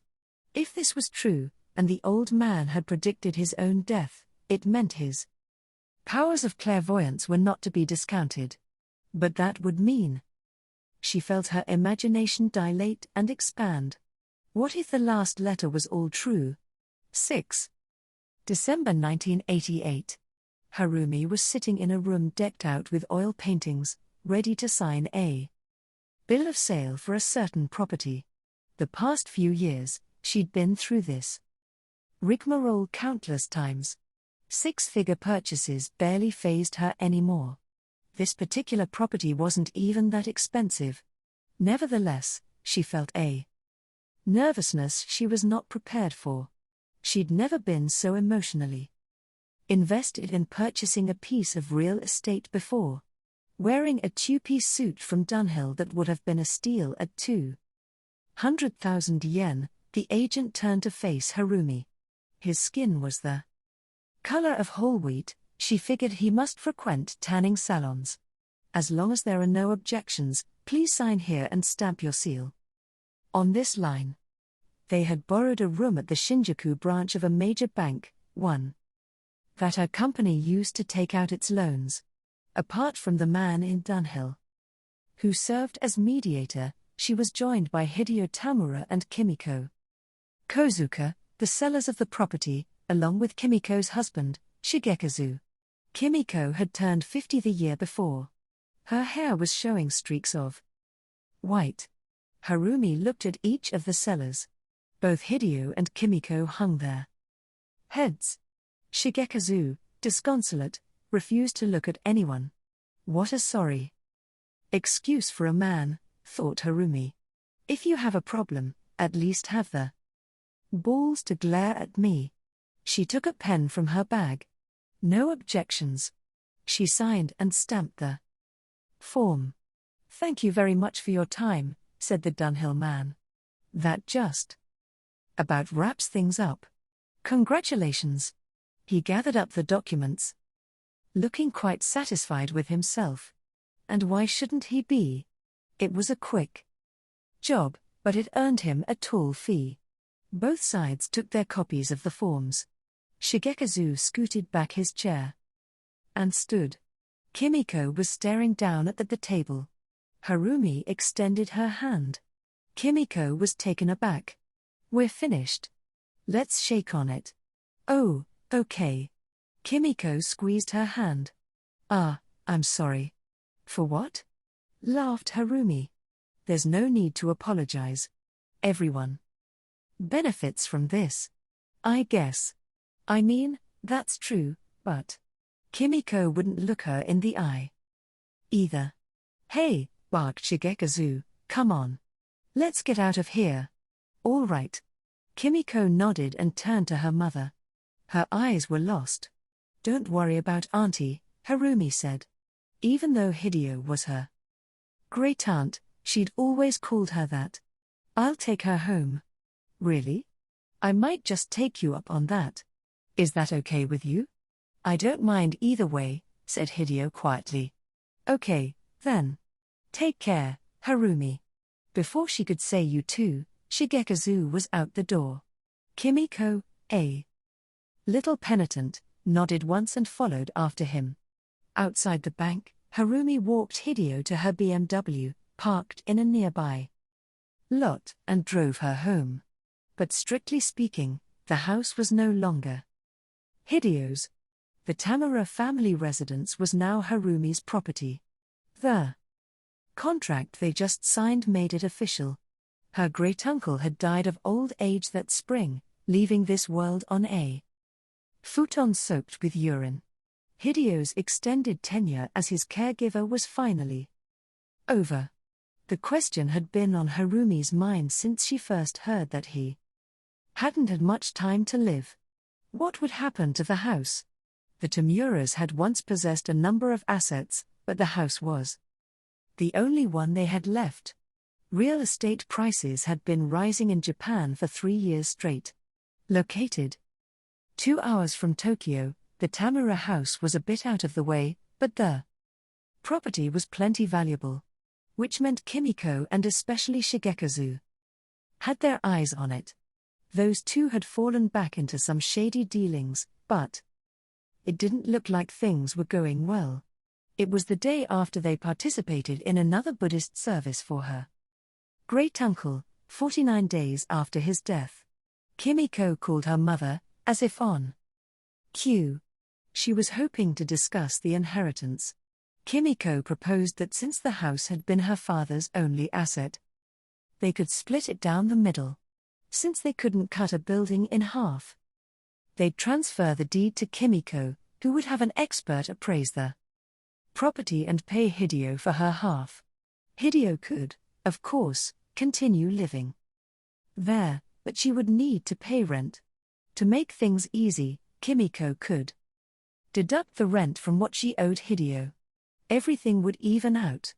The deal was legally sound and at first glance even sounded fair, but when Harumi heard Hideo explain it, she smelled something fishy.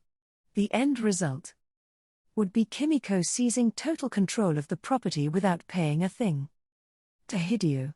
And Kimiko could sell it out from under her anytime. This wasn't some random tenant. It was her own mother. There were plenty of ways to get her out of the house.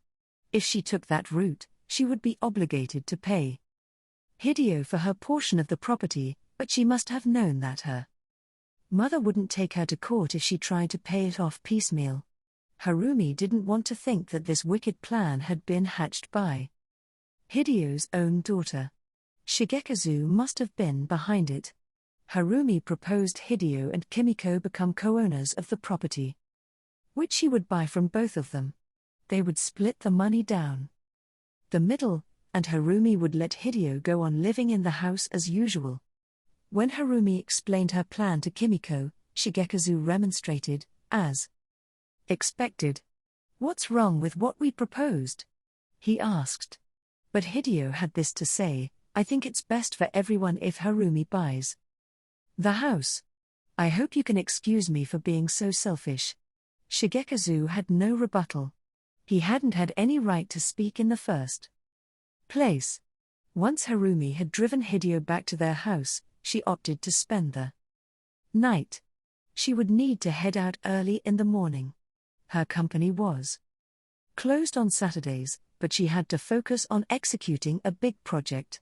She was presiding over a party cruise around Tokyo Bay. Some holiday revelry for Christmas Eve. The 200 tickets for it had sold out almost instantly. Lying on her futon, Harumi gazed up at the familiar markings on her ceiling and lost herself in reverie. She still couldn't believe that this house was hers now. It was a different feeling from what she felt when she purchased her apartment. This purchase was not intended as a real estate investment. When Hideo passed away, she would hold on to it in one form or another. Maybe she'd use it as her second home. Everything was going splendidly. So much so that it was frightening. It almost felt as if someone was protecting her. Well, it had all started with that letter. She closed her eyes, and those unique words appeared before her.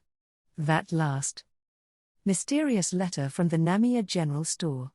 The letter was too much to handle all at once, but after much deliberation, Harumi had resolved to follow its advice. No other plan of action came to mind. She had realized she couldn't let her livelihood won the likes of Tomioka, and no harm could come from studying economics. She quit her day job and started taking classes at a technical college. During any extra time she had, she studied stocks and real estate and obtained a handful of certifications. At night, she worked harder than ever as a hostess, but she resolved to be out of the industry in 7 years. By giving herself a self-imposed expiration date, she became more focused than ever. There was an almost comically proportionate return on how much effort she put in at the club. In no time, she had more regulars than any of the other girls and registered an all-time high in sales. Tomioka stopped coming after she rejected him, but she easily accounted for the loss. Later, she found that his claim to have had a hand in setting up a number of businesses was hyperbole at best. A few people had asked for his opinion, and that was the extent of his contributions.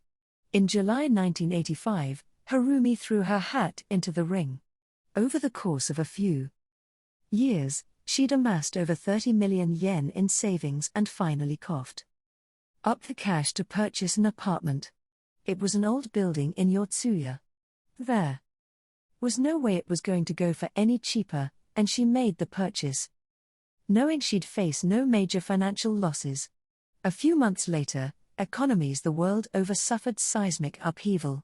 Because of the Plaza Accord, the yen appreciated, and the dollar took a nosedive. Harumi had goosebumps. The Japanese economy depended on its export industries. If the yen continued to skyrocket, the country could plummet into a depression.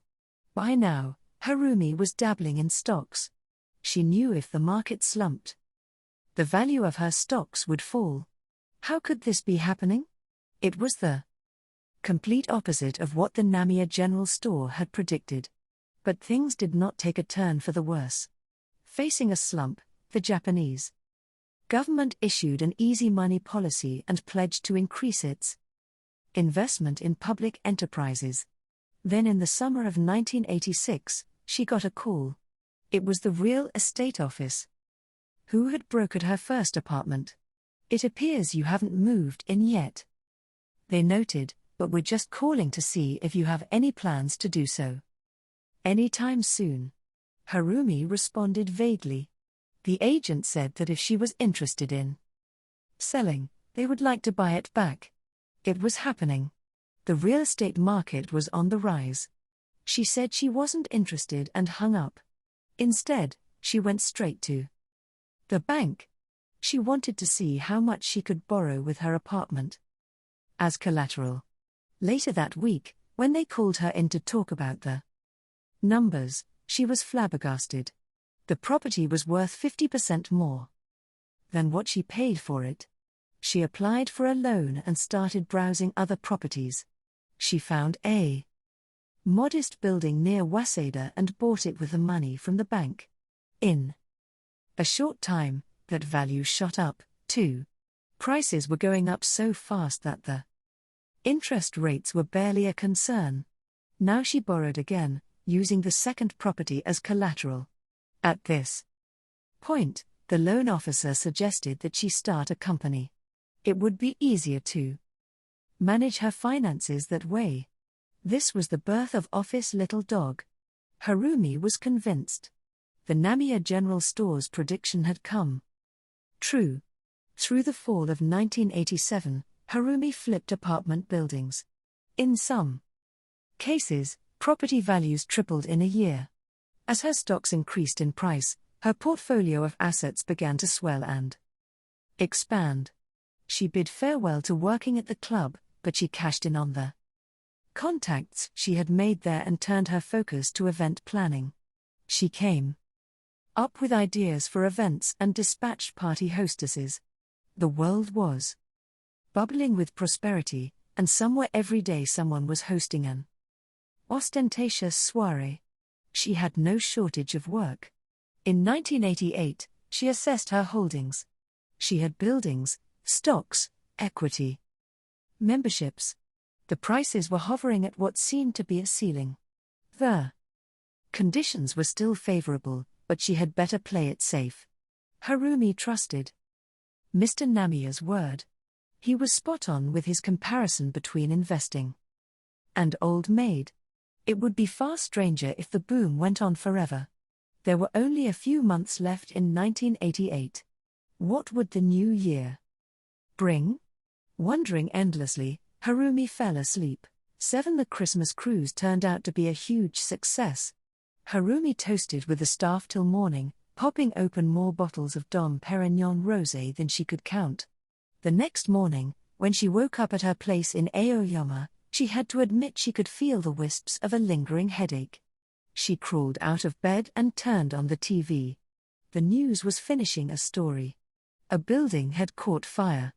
She had been watching in a daze, but when she saw the letters run across the bottom of the screen, her eyes went wide. Flames cripple children's home Marumitsuan, it said. Startled, she listened closely, but the segment was over. She changed the channel, but no one else was running the story. She dressed in a hurry to go down and get the paper. The automatic locks of her building added an extra layer of security, but they meant she had to go down to the ground floor herself to fetch the newspaper. It was Sunday, the paper was thicker with the flyers. Almost all for real estate.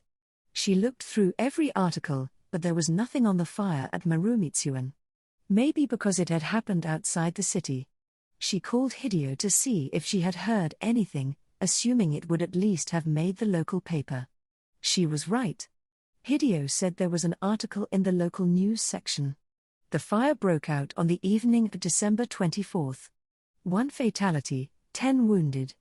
The deceased wasn't someone from the building but an amateur musician who had been hired to play at their Christmas party. She wanted to drop everything and go, but she held off, unsure how things would be there. If she barged in on an already chaotic scene, it would only make things worse.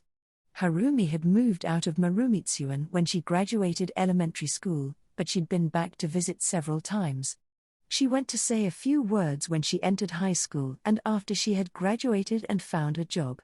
But ever since starting as a hostess, she had kept her distance. Something about her, some look or tone, might have betrayed her involvement in the industry.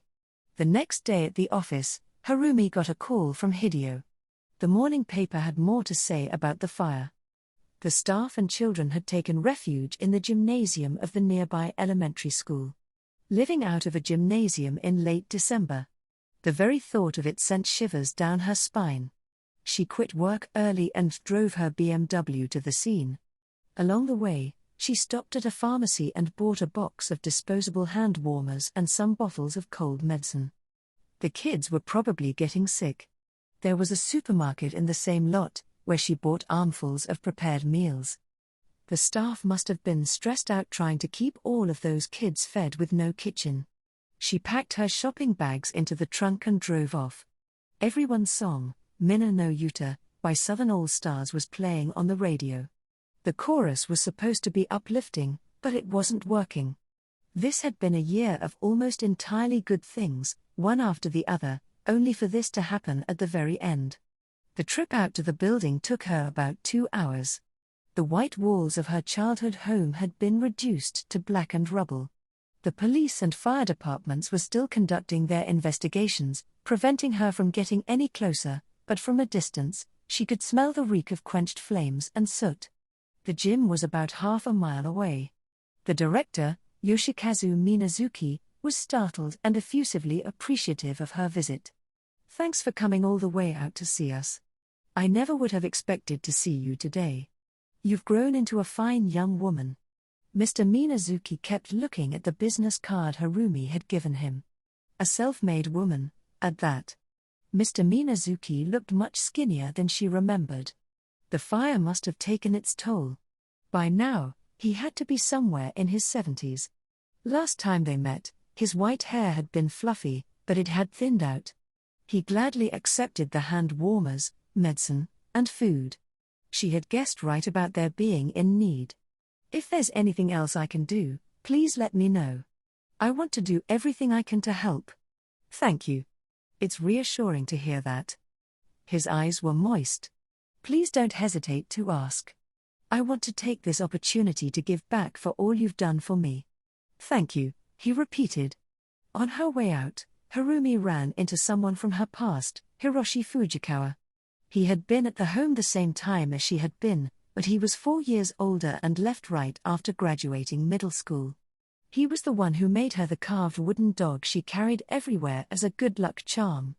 The namesake of Office Little Dog. Hiroshi had become a professional woodworker. He said he heard about the fire and rushed over, just like Harumi. He was just as she remembered him, still reticent as ever. After saying goodbye, she realized there were probably lots of people like them, who had heard the news with great concern. In the first days of the new year, the emperor crossed the Great Divide, ushering in a new imperial generation, the Heisei era. The days that followed were far from normal. The usual programming was suspended from television, and the first sumo match of the year was delayed by a whole day. Once things settled down, Harumi took another trip to Marumitsuan. Outside the gym, they had set up an office, where she met with Mr. Minazuki. The children were still living in the gym, but a temporary dormitory was under construction, and once it was done, the kids would move in while a proper structure was being rebuilt on the ruins of the old one. The police and fire department had determined the cause of the fire, a gas leak from an antiquated pipe in the cafeteria. They assessed that the air was so dry that static electricity could have sparked the flame. "We should have renovated before this ever happened," said Mr. Minazuki ruefully. He seemed particularly grieved by the death of the musician.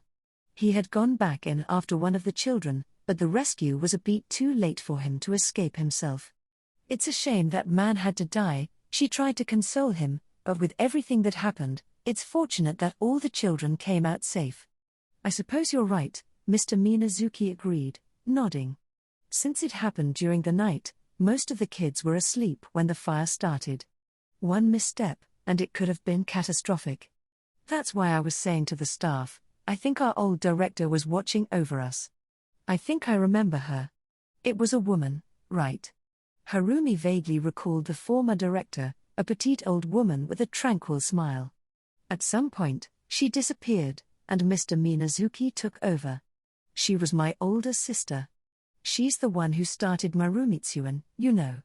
Harumi looked at the wrinkles on his face. "I didn't realize." "Really?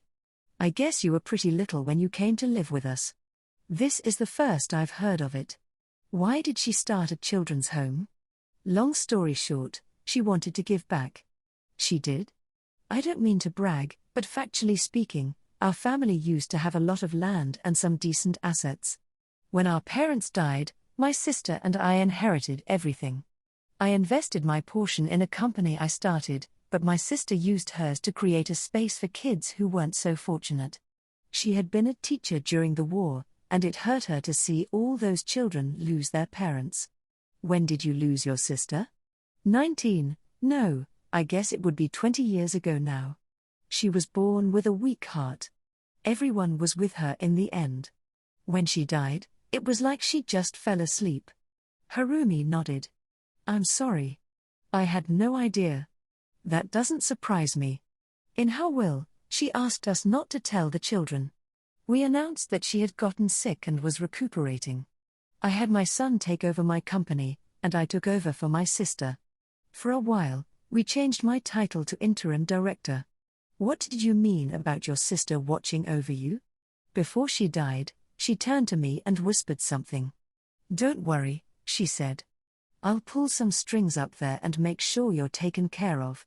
When the fire happened, those words came back to me. Mr. Minazuki gave her a bashful smile. Maybe I'm just being superstitious. No, I think it's a wonderful story. I appreciate that. Did your sister have any family? He sighed and shook his head. She never married, single her whole life. You might say she devoted her existence to the cause. Wow. What a strong woman. If she heard you up in heaven, I think she'd disagree. She saw it as living life on her own terms. And how about you?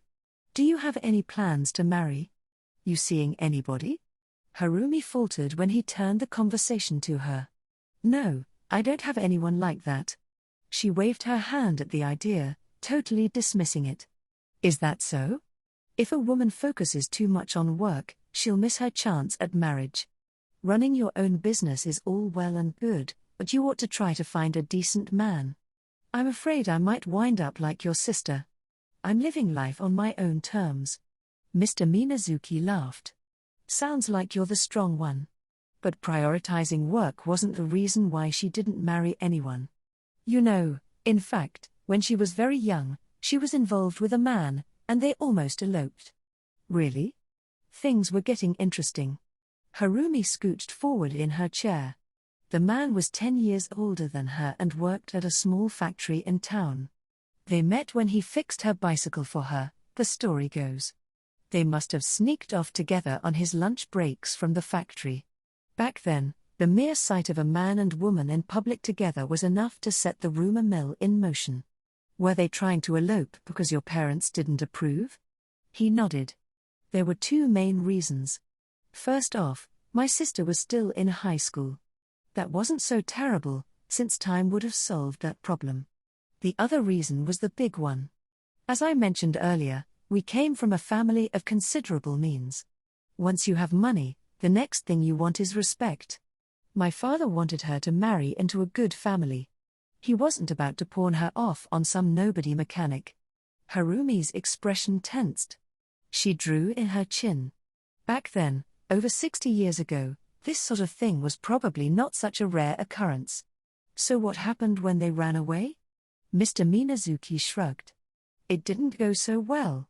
Her plan was to stop by the shrine on her way home from school and change out of her school clothes. Change into what? There were a number of maids working at the house. One of them was almost the same age as my sister, and they were good friends. She asked the maid to bring a change of clothes over to the shrine. One of the maid's kimonos, since her fancy school clothes would attract too much attention. The mechanic was waiting at the station, in his best attempt at a disguise. If she had made it to him, they would have hopped aboard that steam engine and made a grand escape. Their strategy was pretty well thought out. So what went wrong? It was awful. When my sister made it as far as the shrine, she didn't find the maid, but two men my father had hired to catch her. The maid had originally agreed to help my sister, but she got scared and asked an older maid for advice. You can imagine what happened next. Harumi could see where the maid was coming from. Considering the time, you really couldn't blame her for spilling the beans. What happened to her boyfriend, the mechanic? My father had a messenger take a letter from her to the station. The letter said, "Forget I ever existed." It was signed in her name. He had somebody forge her handwriting? No, she had to write it herself. She didn't have a choice. My father had decided to let the man run, but he had an in with the police. If he had wanted to, he could have had him thrown in jail. What did the man do when he read the letter? Mr. Minazuki cocked his neck to the side. All I know for sure is that he left town. He wasn't local, you see. People said he went back to wherever it was he came from, but there's no way of knowing if that's true. But I did see him one more time. Really? What happened? It was 3 years later. I was still a student. I left the house to go to school, and I'm walking along, when someone calls me from behind. I turn around, and there's this man, looks like he's maybe 30.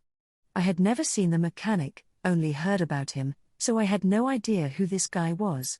But he holds out a letter and says, "I want you to give this to Akiko." That's my sister's name. Akiko.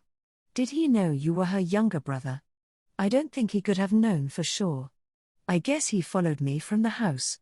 I hesitated, and he said, "If you have any suspicions about its contents, by all means read it first, or show your parents, as long as you deliver this to her."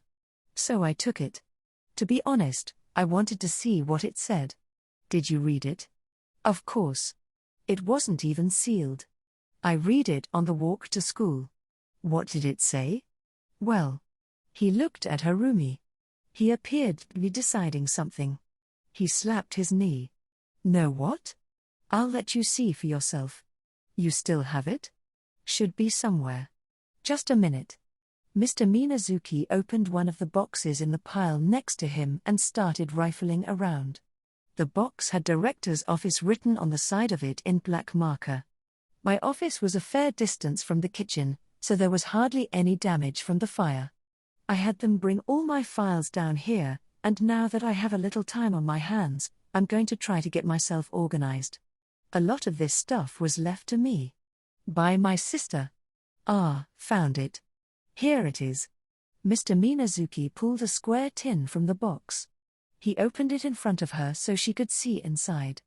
There were several notebooks with photographs scattered among them. From the pile, he extracted an envelope and put it down in front of Harumi. It was addressed to Ms. Akiko Minazuki. "Are you sure?" "Absolutely." He wrote it knowing she wouldn't be the only one who read it. "Okay, let's have a look, then." Inside the envelope were several folded sheets of ivory stationery.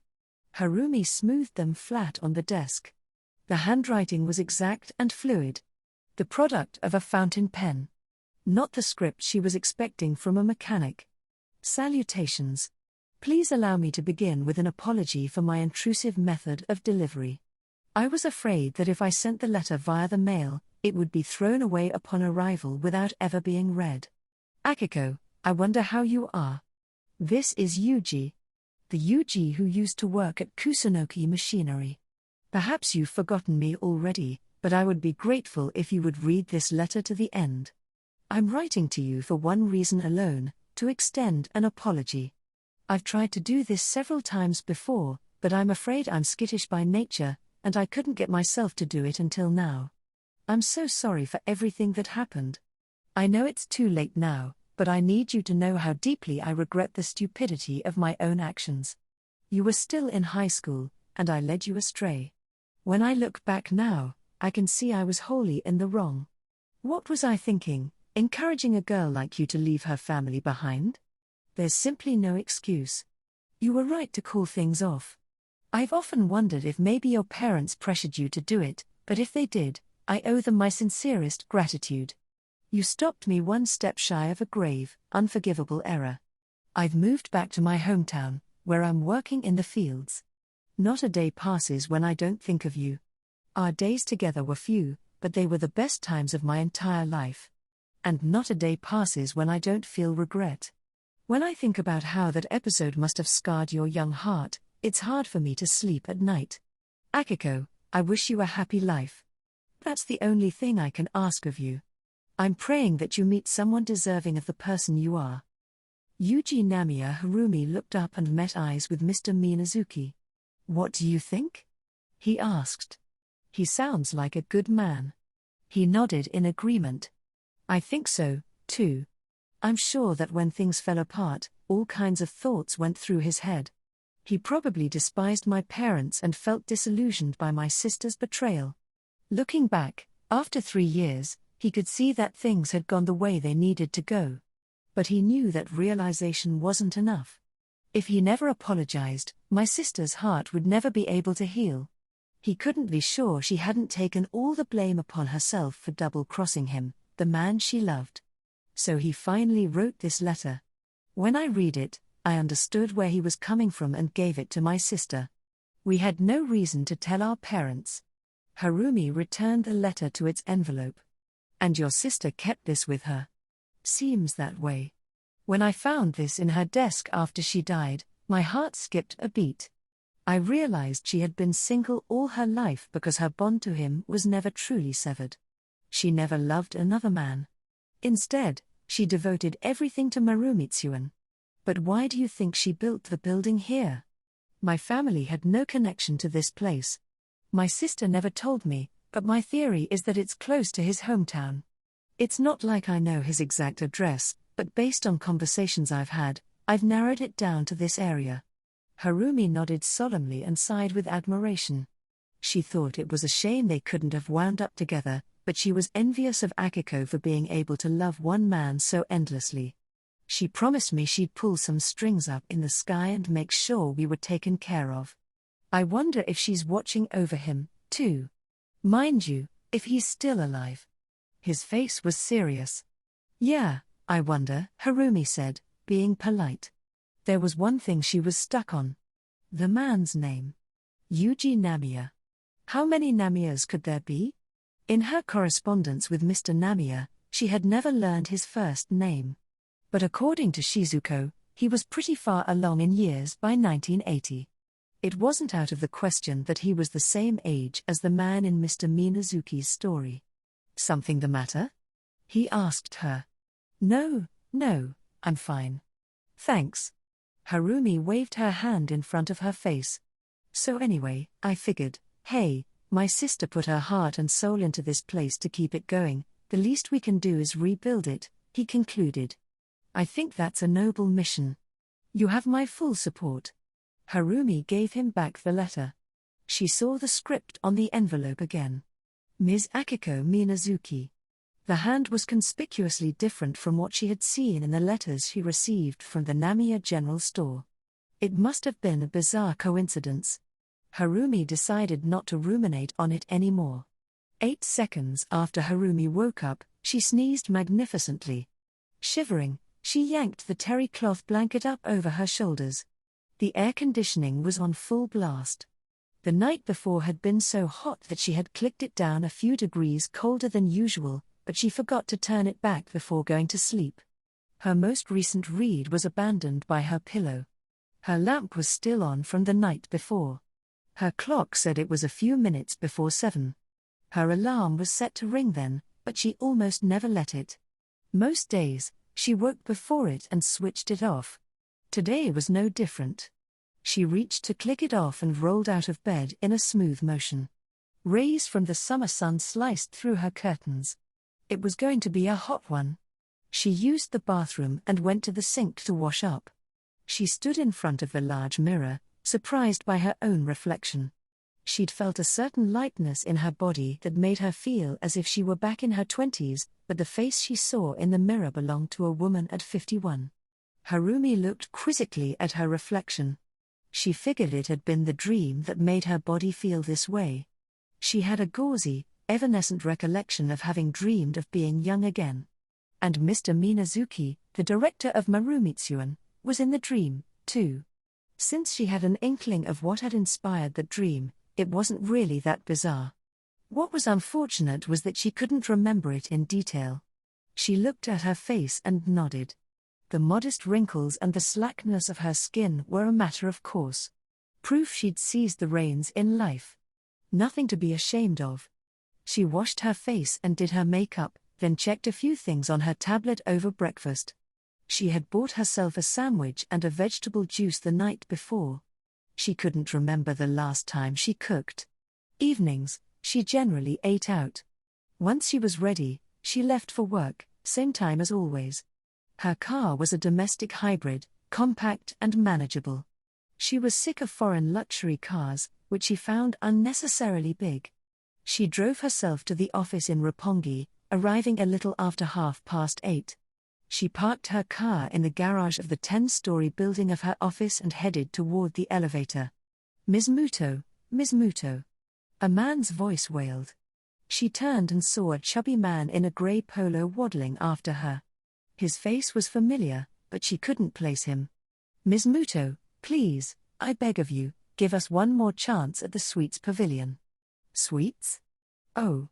This man was the president of a confectionery company specializing in monju, a floury Japanese bun filled with bin paste. "Give us another month. Is that in any way possible? We'll prove we have what it takes." He bowed too deeply. His thin hair was plastered across his scalp in black bands like a barcode. His head had a sheen not unlike the confectionery glimmer of one of his company's chestnut monju. "Are you forgetting our agreement? If a shop ranks lowest in the polls for 2 consecutive months, we reserve the right to ask them to leave. It's in the contract." "I understand that. That's why I'm here, begging you to hold off for just 1 month." "That won't be possible," retorted Harumi. "We've already secured another vendor." She sauntered off. "But maybe you could." He would not relent. "We'll show you we can do it. I'm confident we can. Give us a chance. If we pull out now, our business is done for. Just give us one more chance." Alerted to the disturbance, a security guard came over. "What seems to be the trouble? This man has no business here. Kick him out." The color of the guard's face changed. "Understood. No, wait, I have business here. We're business partners. Ms. Muto, wait." "Ms. Muto." She could hear him whining until she entered the elevator lobby, and the doors closed. The offices of Little Dog Incorporated occupied the 5th and 6th floors of the building. The company had moved here 9 years ago from their old office in Shinjuku. Her office was on the 6th floor. She checked a few more things on her computer and settled in for the day. Her inbox was full of useless messages. Her spam filter was supposed to automatically sift out the trash, but there were still plenty of emails that were essentially pointless. Responding to a handful of messages took her until past 9. She picked up the receiver and dialed an extension. The person on the other line picked up right away. "Good morning. It was Mr. Sotojima, the executive director. Could you come up for a moment?" "Absolutely." Sotojima was there a minute later. He was wearing a short-sleeve button-up. Just like last year, they were cutting back on the air conditioning. Harumi told him about her encounter in the parking lot. "That old guy?" The rep was saying he talked her ear off, too. "I didn't think. He tried to appeal directly to you." "What do you mean?" "You told me you talked it over with them and they agreed to pack up. I was under that impression, too, but I guess he can't let go. It sounds like their main location isn't doing well. Things are looking pretty bad for them." "I'm sorry to hear that, but we're a business, too." "You're absolutely right. It's none of our concern," Sotojima replied coolly. 2 years back, a developer who was renovating a shopping mall on the coast contacted Harumi's company with a project. They had an event space and wanted to make better use of it. The original idea had been to use it for small concerts and the like, but it wasn't being used effectively. They did some research and analysis, and they proposed turning the space into a mecca of sorts for confectionery companies. All the sweets shops and cafes scattered throughout the mall would centralize, and the rest of the space would be filled out with satellite shops of vendors from throughout Japan. This was the idea behind the Sweets Pavilion. To date, there were 30 shops and counting. Thanks to an aggressive campaign of ads in women's magazines and television commercials, the project had been a great success. Any shop who gained a reputation here could expect to experience a huge boost in sales at its original location. But they couldn't just set things up and walk away. If you don't change it up, people get bored. The most important thing is to garner repeat customers. Which is why they periodically changed the lineup of shops. They polled visitors at the food court and warned shops if their results were consistently unfavorable. On occasion, they asked a business to leave. This kept everyone on edge month to month. Every neighboring store was a rival. That president of the Monju store had his main shop in her hometown. When they were putting Sweet's pavilion together, she invited him to join on the belief that home comes first. They were thrilled to participate. But their best-selling product was a fairly nondescript chestnut Monju, a knob of sweet dough with a sweeter center. It wasn't good enough. In recent surveys, their shop had consistently come in last place. They were setting a poor standard for the other shops. Pity wasn't part of the equation. That was what made this business hard. And what about that 3D anime? Harumi asked. Can we use it? Sotojima grimaced. I saw the demo reel. At a tech level, it's not there yet. It won't look good on a tiny smartphone. They said they're going to make a beta version. I'd wait till then to see it. That's fine, I was only curious. Harumi smiled. Thanks. That should be good for today. Do you have any updates? No, I've already emailed you about anything pressing. There was one other thing, though. Sotojima gave her a meaningful look. About that children's home. That's an independent venture. It has nothing to do with the company. I know, but that's because I work for you. From the outside, it won't necessarily look that way. Did something come up? Sotojima worked his lips. It appears someone contacted us about it, asking what our company plans to do with the building. Harumi frowned and scratched the roots of her bangs. Crap. How'd it come to this? Being president makes you an easy target. Even when you're doing something normal, it won't look that way. Please keep that in mind. Is that some kind of snide remark? Not at all. I'm being realistic, said Sotojima with aplomb. Okay. That's all. Excuse me. With that, he left the room. Harumi got up and stood by the window. They were only on the 6th floor. It wasn't so high up. They'd had the option to move into a higher set of units, but Harumi passed. She didn't want to get overly self-confident. But when she looked outside at the cityscape, it still reminded her how far she'd come. The events of the past 20 years washed over her. She knew that it was more important than ever for a business to keep up with the times. Sometimes that meant the whole world had to be turned upside down. In March 1990, to pull down absurd real estate costs, the Ministry of Finance imposed restrictions on loans for all financial institutions. This was a hard line, and it was unavoidable. Land had become so expensive that the average family man had given up on owning his own home. Harumi was not alone in doubting whether such a stratagem would actually pull down the price of land. The media had unanimously declared the directive a drop in the bucket, saying nothing would make prices drop overnight. But these restrictions dealt a body blow to the economy. The value of stocks in the Japanese market took a downward turn. Then in August, Iraq's invasion of Kuwait caused oil prices to shoot up and spurred a recession. And eventually, the price of property did begin to fall. There were still a few pots of gold scattered around. One-off real estate miracles. A lot of people maintained that things would turn around.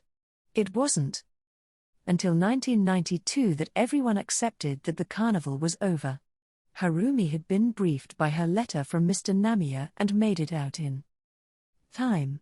She knew ahead of the game that the era for flipping real estate was over, and she divested from all her investments by 1989, stocks, equity, memberships, everything.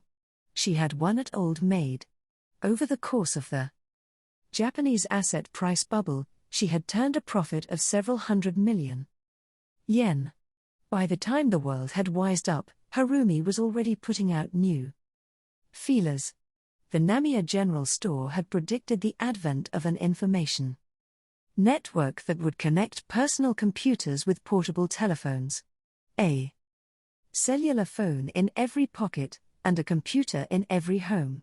If he was right about this, too, she could not afford to miss out.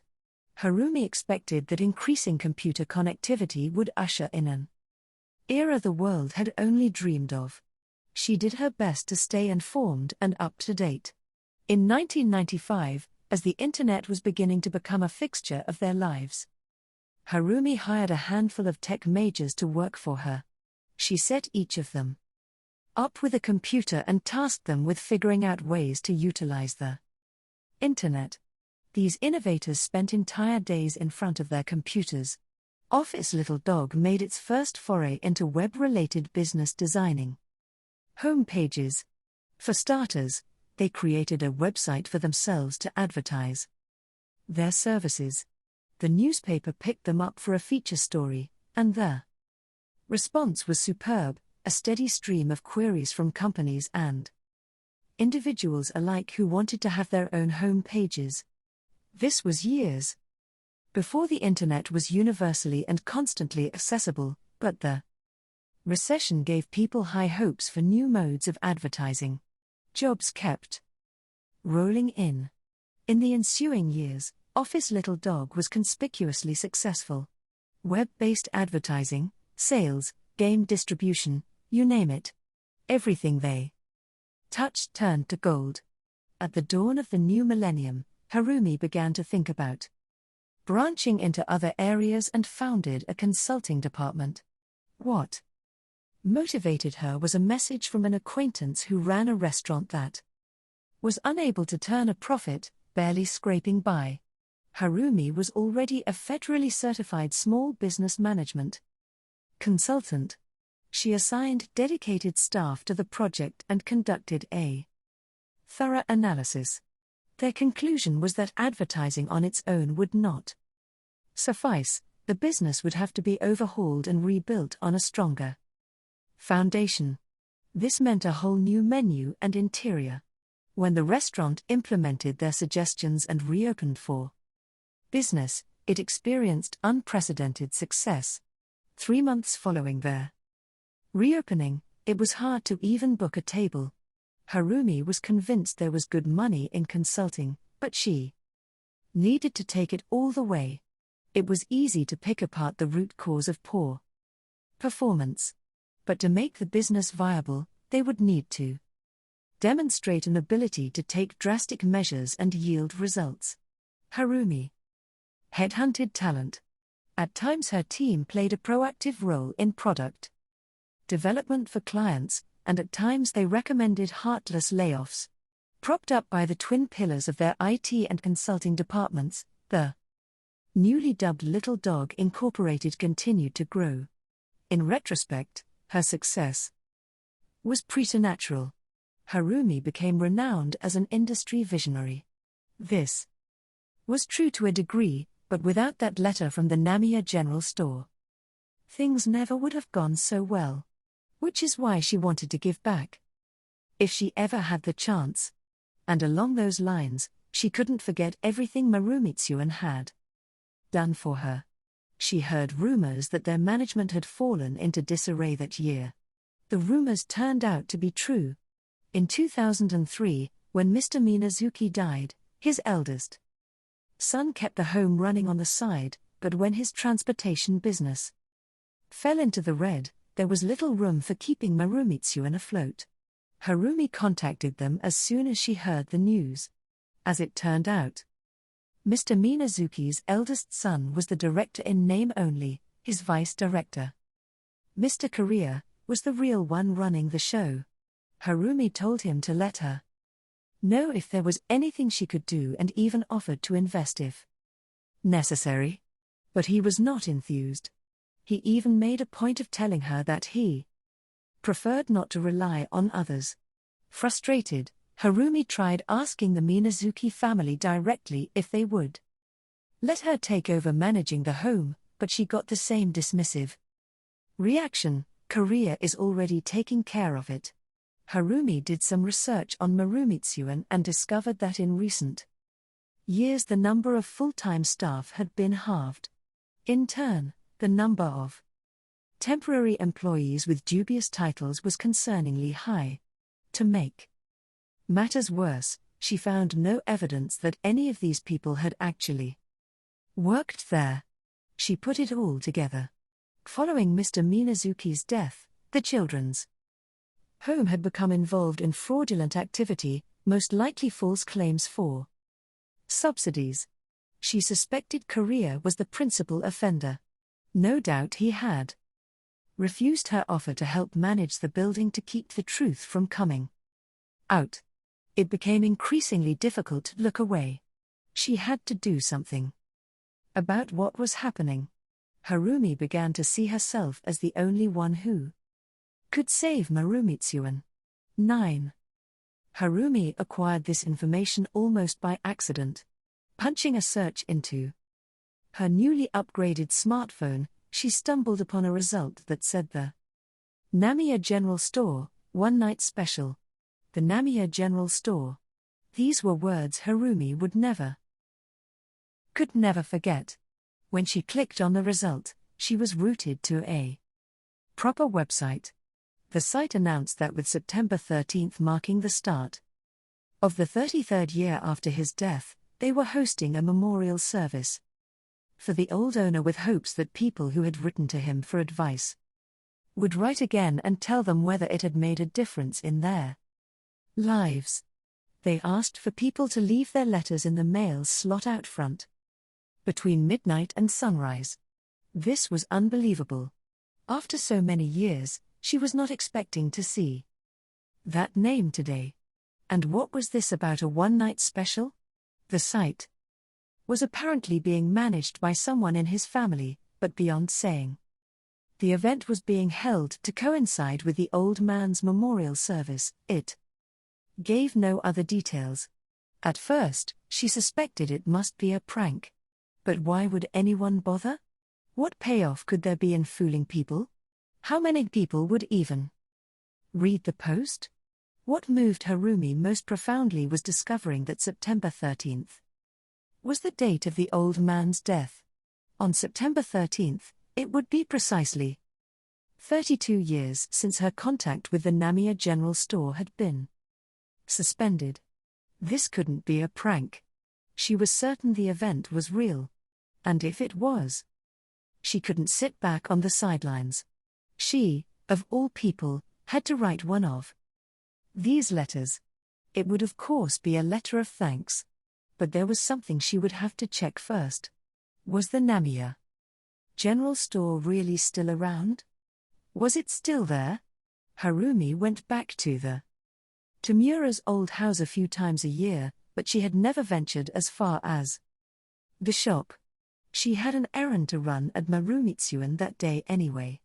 A meeting about transferring over the building. She could stop by the store on her way back. The meeting, as before, was with the vice director, Mr. Korea. The Minazukis have given me full authority on this matter. As you know, it's been their policy to stay out of managing the home.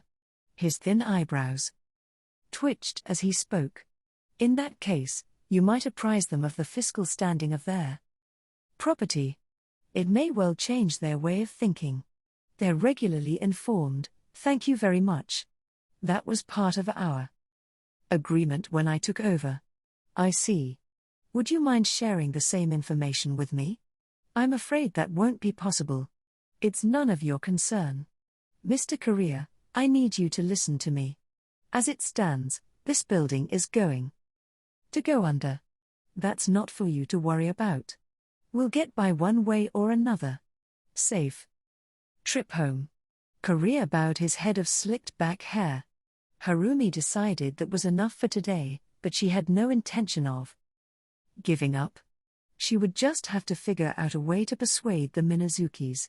In the parking lot, she found her car covered with clots of mud. She spun around to see a posse of kids was peeking over a fence. They ducked down to Hide their faces. Oh dear, she sighed. They must think I'm a bad guy. No doubt Korea had told them some tall tale. She drove away without cleaning off the car. Through the rearview mirror, she saw the kids had spilled into the street, shouting "Don't come back" or something like it. Despite this unpleasant distraction, she had not forgotten her intention to stop by the Namiya general store. Harumi turned the wheel, relying solely on a fading memory. Soon she was back in a familiar scene. In those 30-some-odd years, it had barely changed. The store was just as it had been when she came by with her letters. Its sign was all but indecipherable, and the rust scabbing its shutter was painfully thick, but the structure was swathed in the warmth of an old man waiting for his granddaughter. Harumi came to a stop, rolled down the passenger side window, and looked out at the building. When she drove off slowly. She thought she may as well have a look at the Tamura house, too. After finishing work on September 12, Harumi stopped home and cracked open her laptop to draft her letter. She had meant to start sooner, but the last few days had been crazy, and she couldn't find the time. That night, she was supposed to have dinner with a client, but she told them she needed to deal with an urgent matter and asked the most trusted member of her staff to go in her stead. Rereading and rewriting the letter again and again, she didn't finish until after 9. After that, she wrote out the text on stationery. She had a personal rule about handwriting all correspondence to important contacts. She had a look over the final copy, checking for mistakes, and folded it into an envelope. She had purchased the stationery and the envelope especially for this occasion. Packing took some time. It was getting to be 10 when she left the house. Mindful of the speed limit, she kept her foot on the gas. It took her just under 2 hours to reach the vicinity of the shop. Her plan had been to go straight there, but she had a little time left before midnight and decided to drop her bags off at the Tamura house, where she was going to spend the night. After purchasing the house, Harumi had made good on her promise to let Hideo carry on with her life there, but Hideo hadn't lived to see the start of the 21st century. With the passing of her auntie, Harumi touched up a few things and began using the house as a suburban getaway. This was the closest she had to a childhood home. She loved how green it was around there. The last few years, she had been going only once every month or two. The refrigerator was empty, save for condiments and whatever was in the freezer. The area around the house had only a smattering of streetlights. It was usually too dark to see beyond the headlights of her car this late into the night. But in the moonlight, she spotted her old house from a distance. There was nobody in sight. They had a garage, but she parked on the street. Shouldering a tote bag with her change of clothes and makeup, she stepped out into the night. The big round moon was beaming in the sky. She walked under the gate and unlocked the front door, opening it to the smell of an air freshener. The fragrant pod was sitting on the shoe cabinet. She had put it there herself last time she came by. She set her keys beside it. She felt her way along the wall until she found the light switch, then took off her shoes and stepped up into the house. There were slippers, but she rarely bothered wearing them. She went down the hall to the door at the end, leading into the bedroom. She opened the door to the bedroom and again felt the wall for the switch. But she stopped before she found it. Something was out of place. No, it was more as if she smelled something out of place. A faint but foreign smell that did not belong in her bedroom. Sensing danger, she motioned to turn, but something grabbed her hand. Before she could flick the lights on, it tugged her arm and pressed something over her mouth. She didn't even have a chance to scream. Easy, now. Keep quiet, And we won't hurt you. The man was behind her. She couldn't see his face. Harumi's mind went blank. Why was this man in her house? What was he doing here? Why did this have to happen to her? A flurry of questions spun around her. She felt compelled to resist, but her body wouldn't move. It was as if her nerves were paralyzed. Hey, I saw some towels in the bathroom. Grab me a few. The man was yelling, but nobody responded. He repeated himself, clearly vexed. I need those towels. Stat. She sensed another shadow tripping through the darkness. Someone else was here. Harumi breathed fiercely through her nose. Her heartbeat was still violent. But gradually, her decision-making skills were returning. She realized what was pressed over her mouth was a hand in a latex glove. Oh, come on, whispered yet another man, off to the side behind her. Too late now, barked the man restraining her. Come on, look through that bag. There's probably a wallet in there or something. The bag was pulled away from her. She heard someone fishing through her things. Got it, a voice finally confirmed. How much? Only 30,000, and a bunch of random point cards. The man sighed by Harumi's ear. That's it? Whatever. Just pull out the cash. Those cards aren't good for anything. What about the wallet? It's from a good brand.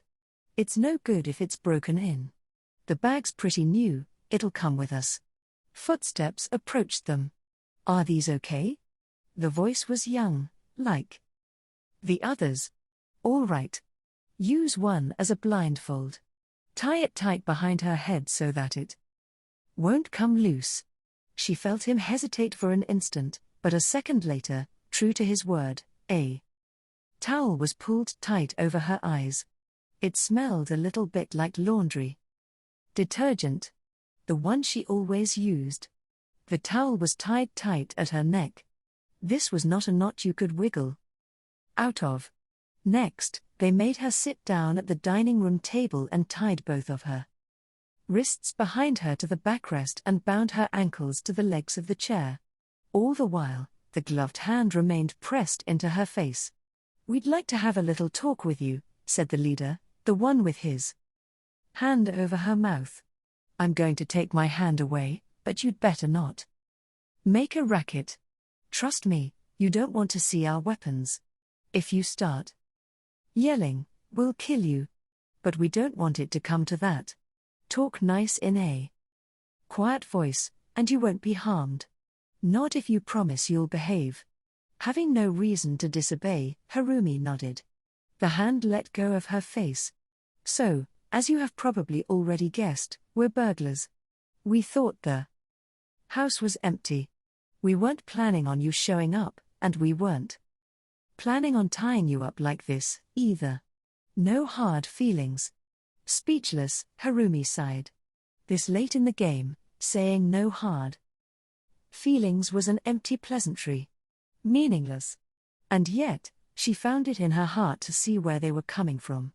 Instinctively, she knew these guys weren't true villains. Once we've gotten what we came for, we're out. But we're not ready to leave yet, 'cause we haven't found anything worth taking. Which brings us here. We need your valuables. Where do you keep them? We're not picky. Trinkets, honestly anything. Speak up. Harumi was catching her breath. There's nothing here. She heard him snort. Yeah, right. We looked you up. Don't try to fool us. I mean it. Harumi shook her head. If you looked me up, you'd know that I don't stay here often. That's why there's no money, nothing valuable around. You can say that, but there's gotta be something. His voice was strained. Think harder. You'll come up with something. We can wait until you do. You wouldn't like that, would you? He got that right, but Harumi had nothing to tell him. There was nothing valuable in the whole house. The few heirlooms she inherited from Hideo were at her apartment in the city. There's an alcove in the next room, the room with the tatami. The bowl set up there came from a famous studio. We got the bowl. And the calligraphy scroll on the wall behind it. What else you got?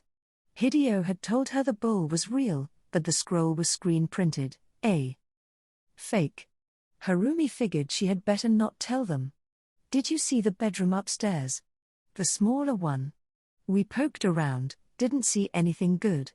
Did you check the drawers in the dresser? The second one down has a false bottom, and the lower half is full of jewelry. Did you see that? The man didn't answer her. He seemed to be gesturing to his friends. Go check, he ordered. One of them ambled upstairs. The dresser had belonged to Hideo, and its antique design had made it hard to part with. It was true that there was jewelry in the secret drawer, but it wasn't Harumi's. They were accessories that Hideo's daughter, Kimiko, had bought herself when she was single. Harumi had never properly gone through them, but she suspected there was nothing valuable. If there had been, Kimiko would have taken it when she got married. Why did you pick me, my house to rob? Harumi asked them. The leader seemed to shrug. Worked out that way. Then why'd you bother to look me up? You must have had a reason. Shut the hell up. It doesn't matter. It matters to me. No, it doesn't. Zip it. Harumi listened to him. She knew not to provoke an adversary. The awkward silence was finally broken by the words, "Do you mind if I ask a question?" It wasn't the leader who said it. She was not expecting something so polite. Dude, spat the leader. What are you saying? Come on, man. I really want to see what she says. Forget it. What is it? Harumi said. Ask me anything. Someone clucked melodramatically. It sounded like the leader. Are you really gonna make it a hotel? Make what? I heard you're going to tear down Marumitsuan and put up a love hotel. That was a name she wasn't expecting to hear. She felt caught. Korea must have sent them. I'll do nothing of the sort. I'm hoping to renovate the building and take it over as a children's home. Everybody knows that's just a front, the leader interrupted. Your company makes its money by giving makeovers to dying businesses. Like the business hotel you turned into a love hotel. We took that job, true, but it has nothing to do with this. I'm funding the Marumitsu and project myself. Liar. I'm not lying. I hesitate to add this, but I would never build a love hotel out there anyway. No one would come. I'm no idiot. Trust me. I'm a friend of the voiceless, the powerless. Really? Dude, she's obviously lying. Don't listen to her. Friend of the voiceless? Listen to that shit. She'd part with anything that doesn't turn a profit. Footsteps thumped down the stairs. What took you so long? What were you doing up there? I couldn't figure out the false bottom. But then I got it. Look at all this stuff. The costume jewelry jingled. He'd apparently brought down the entire drawer. The other two were quiet.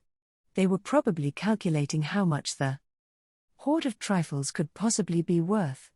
Not that they knew any better. All right, take it, someone ordered. It's better than nothing. Let's put it in the bag and scram. Harumi heard fabric against fabric and a zipper pulled open and shut. They were adding the accessories to the rest of their loot. What should we do about her? Asked the man who broached the question about Marumitsuan. After a beat, the leader said, "Get the duct tape. We don't want her causing a ruckus." She heard tape tearing, then felt it strapped across her face. We can't just leave her like this. If no one comes and finds her, she'll starve to death. There was another beat. The leader generally got the last word. Once we're a safe distance away, we'll call her company and say they're President is bound and gagged. That solves things. What if she has to go? She can hold it. Do you think you can hold it? They were asking Harumi. She nodded. As a matter of fact, she didn't have to go yet. But even if they'd offered to bring her to the bathroom, she would have refused, if it meant having them out a second sooner. All right, let's get out of here, he commanded. Don't forget anything. She felt the three of them leave the room. Their footsteps plodded down the hall and out the front door. A little later, she heard their voices again. She made out the words car. Keys. Harumi remembered she'd left them on the shoe cabinet. Shit, she mouthed through the tape and bit her lip. Her handbag was on the front seat of the car parked in the street. She'd pulled it from her tote bag. On her way out of the car, the wallet inside her tote bag was her backup. Her actual wallet was in her handbag. It had at least 200,000 yen in cash, not to mention all her credit cards and debit cards. Thing is, the wallet wasn't what was bothering her. She'd be happy if that was all they took. But she doubted they'd be so focused. They were in a rush and would probably make off with the handbag without even looking inside. If they had, they would have found her letter to the Namiya general store. This she could not let them take. But what difference would it make? Even if they left behind the letter, she would still be stuck until morning at the earliest. And the one night special at the shop would be over at the crack of dawn. She had only wanted to say thank you. To tell him that thanks to him, she had become a person of consequence, and that she planned to use her high position to make a difference in the world. The letter was her chance to say so. But then this had to happen. Why her? What did she ever do wrong? She hardly felt like she deserved it. All she'd done was take this as far as she could, and in good conscience. The leader's words came back to her. Friend of the voiceless? Listen to that shit. She'd part with anything that doesn't turn a profit. That had been a blow. When had she ever done anything like that? But then she remembered the bawling face of the president of the Monju Company. Harumi blew air through her nose. Blindfolded and bound to the chair as she was, she smiled ruefully. She had tried so hard and gotten so far, but maybe she had been a little too pragmatic. This wasn't comeuppance. No, it was a warning that she'd do well to open up her heart a little. Maybe she would save the Monju head after all. 10. There was no way to tell, but dawn seemed to be getting close.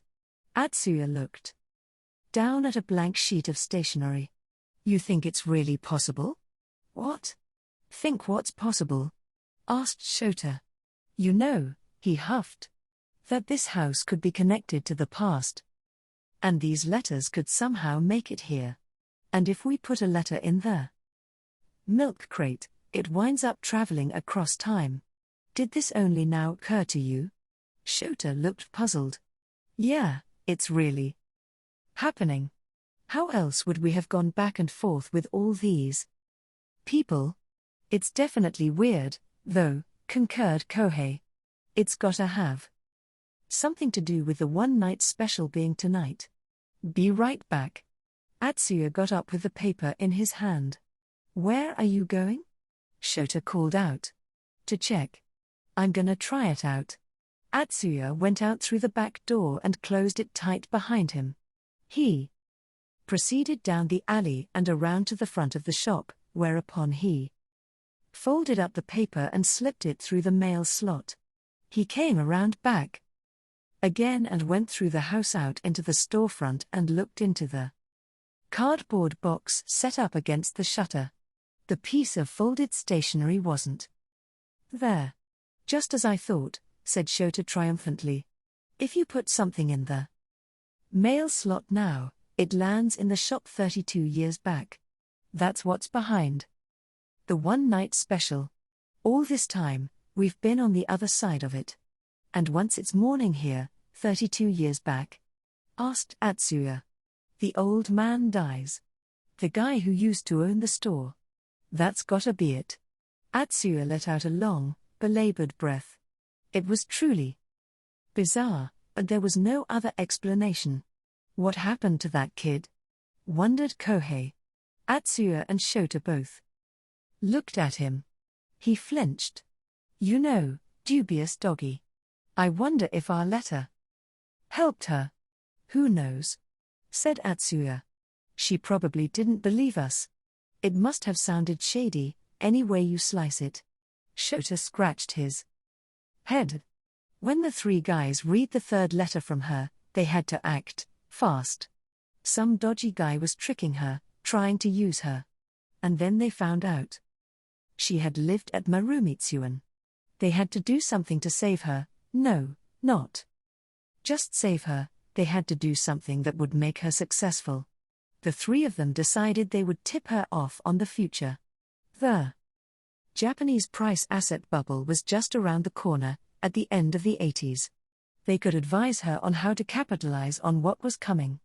They looked it up on their smartphones and crafted their letter to dubious doggy, making it like a prediction. They threw in a few hints on what to do. After the bubble burst, it was hard not using the word internet. It was even harder deciding whether to warn her about accidents and disasters.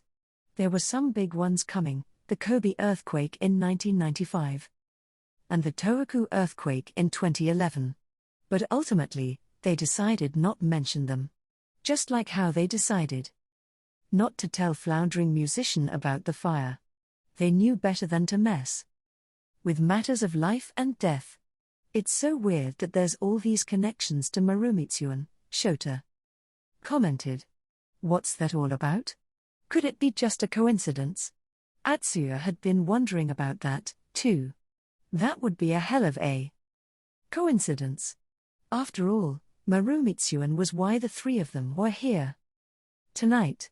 Shota was the one who broke the news that their childhood home was in dire straits at the beginning of last month. As usual, Shota and Atsuya and Kohei were sharing a few drinks, but not at the pub or anything. They bought cans of beer and chai, a mix of shochu and carbonated water, at the discount liquor store and cracked them open in the park. I heard some lady CEO is really gouging them. She says she's gonna renovate it. I bet she's full of shit. Shota had been laid off by a big box electronics retailer, currently getting by with shifts at a convenience store. It wasn't far from Marumitsuan, and he still went by to visit from time to time. As a side note, he lost his job only because of mass layoffs at the company. Shit, man, I was hoping if I wound up homeless, I could live there. Kohei whined. He was unemployed. His job as an auto mechanic fell through when the company went bankrupt. He was living in a company dorm, but he could be kicked out any day. Atsuya was in between jobs, too. Up until a couple of months ago, he had been working at a parts factory. During his time there, they got an order for a new part from a new company. The dimensions were totally different from any other orders in the past. He checked and double-checked, but that was what it said, so he went along with the design. As it turned out, it was a mistake. Their contact, a new hire at the new company, had mixed up his units. The result was a useless batch of rejects, but somehow, they held Atsuya responsible. They said he didn't check hard enough. This sort of thing happened to them all the time. Their company can't talk back to the parent company. Their boss doesn't stick up for them. Whenever there's trouble, the blame falls to the bottom of the ranks and lands on people like Atsuya. He'd lost his temper. I'm done, he announced and turned his back on the job and the factory. He had almost no savings. When he checked his balance, it was worse than he thought. He was already 2 months behind on rent. No matter how much these three guys cared about Marumitsuan, they were in no position to help. The most they could do was badmouth and curse at the woman trying to buy the building. Atsuya couldn't remember whose idea it had been. Maybe it was his. At the very least, he remembered clenching his fists, proclaiming, "Let's get her. Even Mother Mary would forgive us for stealing money from that bitch." Shota and Kohei thrust their fists in the air. They were pumped. They were all the same age, always together through middle school and high school. As students, they had done a whole slew of bad things. They'd shoplifted, stolen handbags, and broken into vending machines. They favored nonviolent acts of theft. They still thought it was a miracle that they were almost never caught. They had their theories, never hit the same spot twice. Always change up your technique, and they didn't do anything taboo. Just once, they robbed somebody's house while the owners were out of town. It was their third year of high school. They put a pause on their job hunt, but they really wanted new clothes. Their target was the richest kid in their school. They figured out the day that he was leaving with his family on vacation, thoroughly checked for security devices, and made their move. No. Part of them considered what would happen if they failed. They came out with about 30,000 yen, just sitting in a random drawer. They were satisfied and split. The best part was that no one seemed to notice. This game was pretty fun. They stopped messing around once they were out of high school and turned over a new leaf. In the eyes of the law, they were adults. If they got arrested, their names would wind up in the paper. But this was different. No one spoke out against the plan. All of them were sick and tired of their circumstances and wanted to take it out on someone. To be honest, Atsuya wasn't shaken up about what was happening to Marumitsuan. The old director was a good man, but this career guy was an asshole. Once he took over, the whole operation went to shit. Shota was the one who scouted out the house. When they met up a few days after their first discussion, he started off with good news. He had a twinkle in his eye. "I found the second home of the CEO. After I heard she was coming to Marumitsuan, I staked out nearby on my scooter. I followed her back and figured out the address of her house. It's only, 20 minutes from the children's home. It's just a little cottage, a sitting duck. Should be simple getting in. According to her neighbors, she's only there, once a month. Oh, don't worry, it's not like I actually asked someone in the neighborhood face to face. As long as Shota was right, this was great news. The only problem was whether there was anything worth stealing. There's gotta be, Shota argued. This lady wears designer goods from head to toe. That second home is probably where she keeps her gems. I bet. It's full of expensive vases and paintings. Damn right, said Atsuya and Kohei. In actuality, they had no clue what rich people had in their houses. They were going off the mansions of impossible millionaires in anime and dramas. All conjecture. They planned to do the job on September 12th. The date had no significance. Shota was off that day, but he had plenty of days off. It was just a coincidence. Kohei had procured the getaway car. He used some tricks from his time as a mechanic, but he was embarrassed that he only knew how to steal the old ones. A little past 11, the three men made their entry. They busted the glass door on the garden side and spun open the latch, a classic move, although they first made a big star on the glass with duct tape to keep the breaking glass from shattering and going everywhere. Or worse, making a clamor. As predicted, there was no one home, and the whole house was theirs for the taking. They were amped up and ready to grab anything and everything. But there was nothing to lay their hands on. They had swung, and missed. They searched every corner of the house, no dice. For the second home of a CEO who supposedly decked herself out in designer goods, it was surprisingly plebeian. That's weird, thought Shota, cocking his head. There has to be something somewhere. But there wasn't. That was when they heard a car stop right outside the house. They switched off their flashlights in a start. Then they heard the key turn at the front door. Atsuya's balls ducked up into his stomach. That lady CEO, of all the nights he could have come. He was going to tell Shota that this wasn't what he promised, but it was too late to complain. Lights went on at the entrance and the front hall. Footsteps were coming closer. Atsuya braced himself. 11. Hey, Shota, said Atsuya. How'd you find this dump anyway? You said you stumbled on it when you came to check things out. What were you doing all the way out here? Yeah, well, it wasn't exactly an accident. It wasn't, huh? Then what was it? Stop glaring at me. It wasn't anything, okay?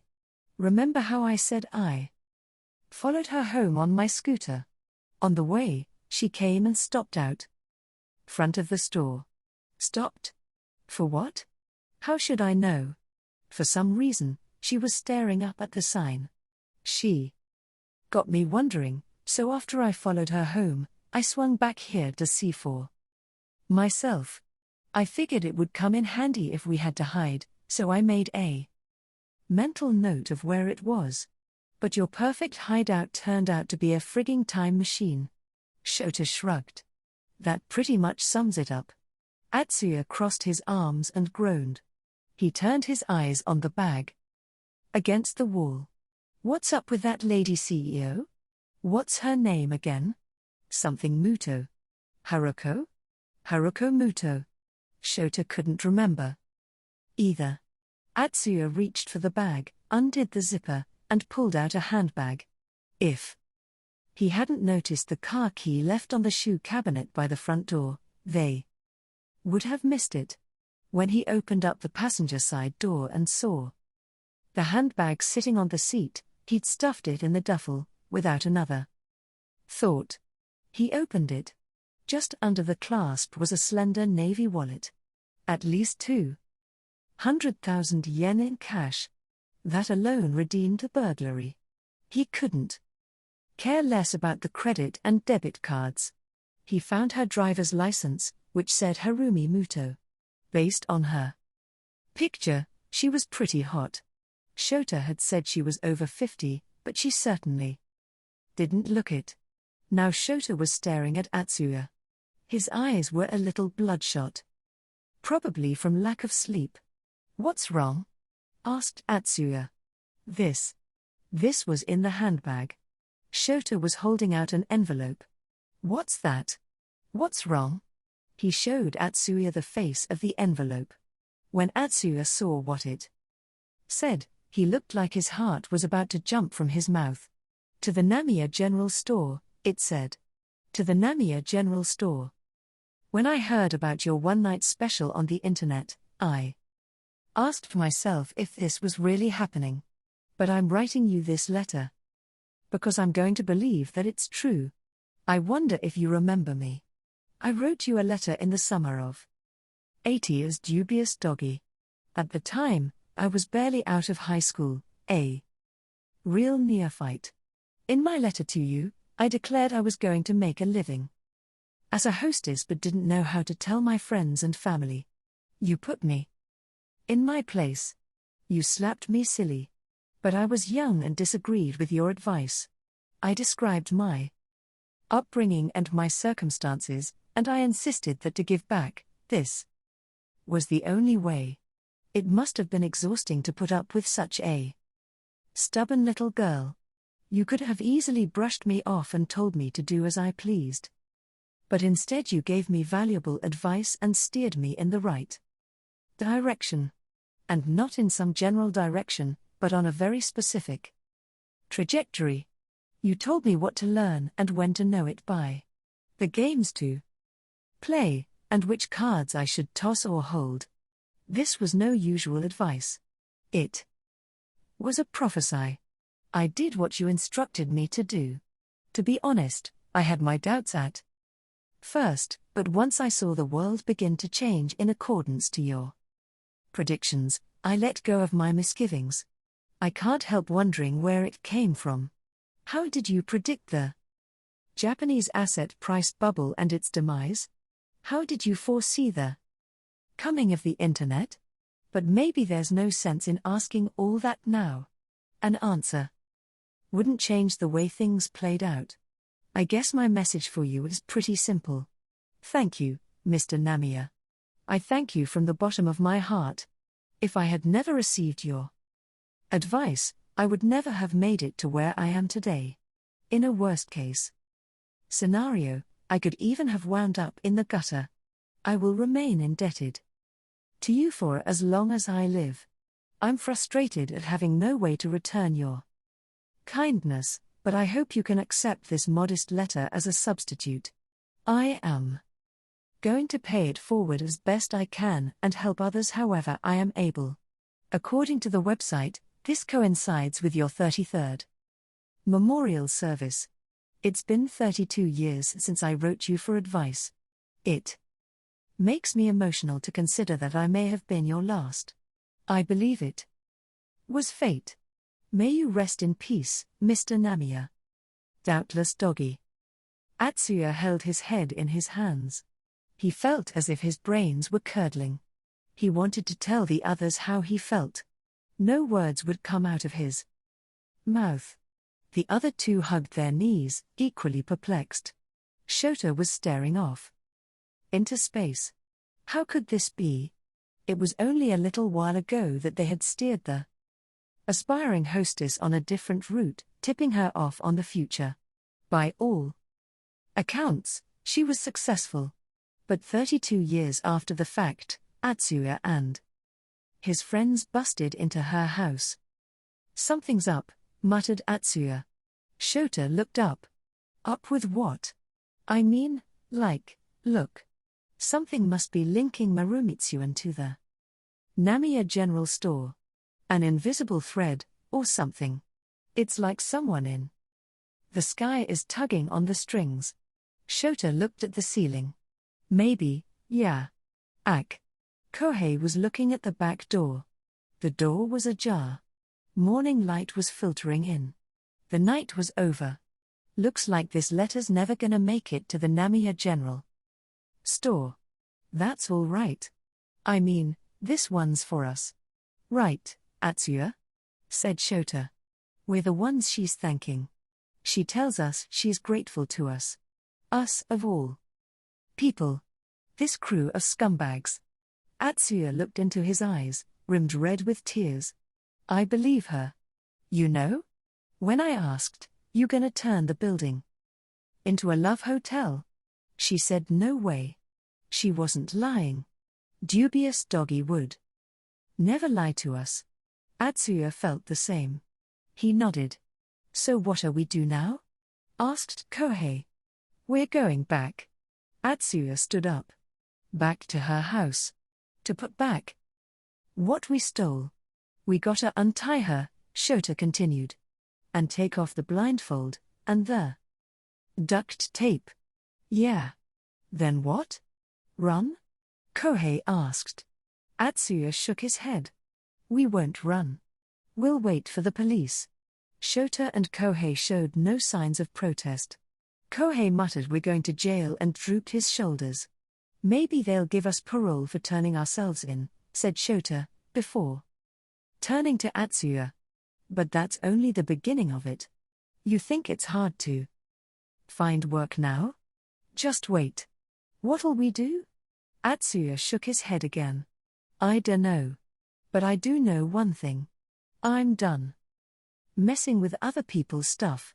Shota and Kohei nodded in silence.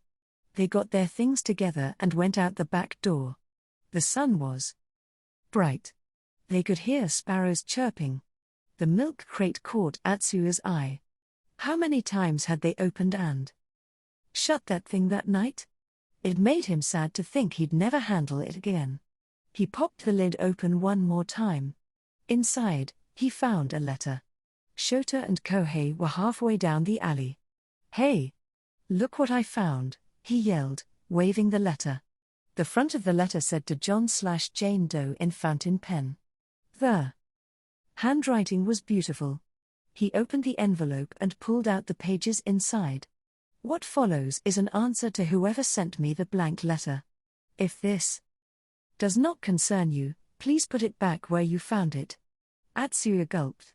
He had been the one who slipped the blank sheet of paper through the mail slot. This letter was for him. An answer. Written by none other than the real Mr. Namiya. Here's what it said. "Dear John/Jane Doe. It took all my brainpower to understand why you would bother to send me a blank sheet of paper. I'm an old man, after all. But I knew this had to be something extraordinary. I could spare no effort in crafting my response. My mind isn't what it used to be, but I whipped it into shape, and I think I have finally managed to parse things out. This blank sheet symbolizes the absence of a map. Compare the people who write to me as lost, astray. In most cases, they have a map but just won't look at it, or don't know how to find their own location. But my guess is neither applies to you. Your map has yet to be drawn, which makes it impossible to decide where you're going, much less how you're going to get there. Faced with a blank map, who wouldn't feel lost? It would puzzle anyone. But try this on for size. A blank map means you can fill it in however you like. It's entirely up to you. Everything is open, the possibilities are limitless. It's a beautiful thing. I can only hope this helps you find a way to start believing in yourself, and to move through life with no regrets. I thought I would never get to answer another letter. It gives me great pleasure to end on such a thorny riddle. Namiya General Store. Atsuya looked up from the page of paper. He met the gazes of the other two. Their eyes were twinkling. He was certain his eyes were twinkling, too.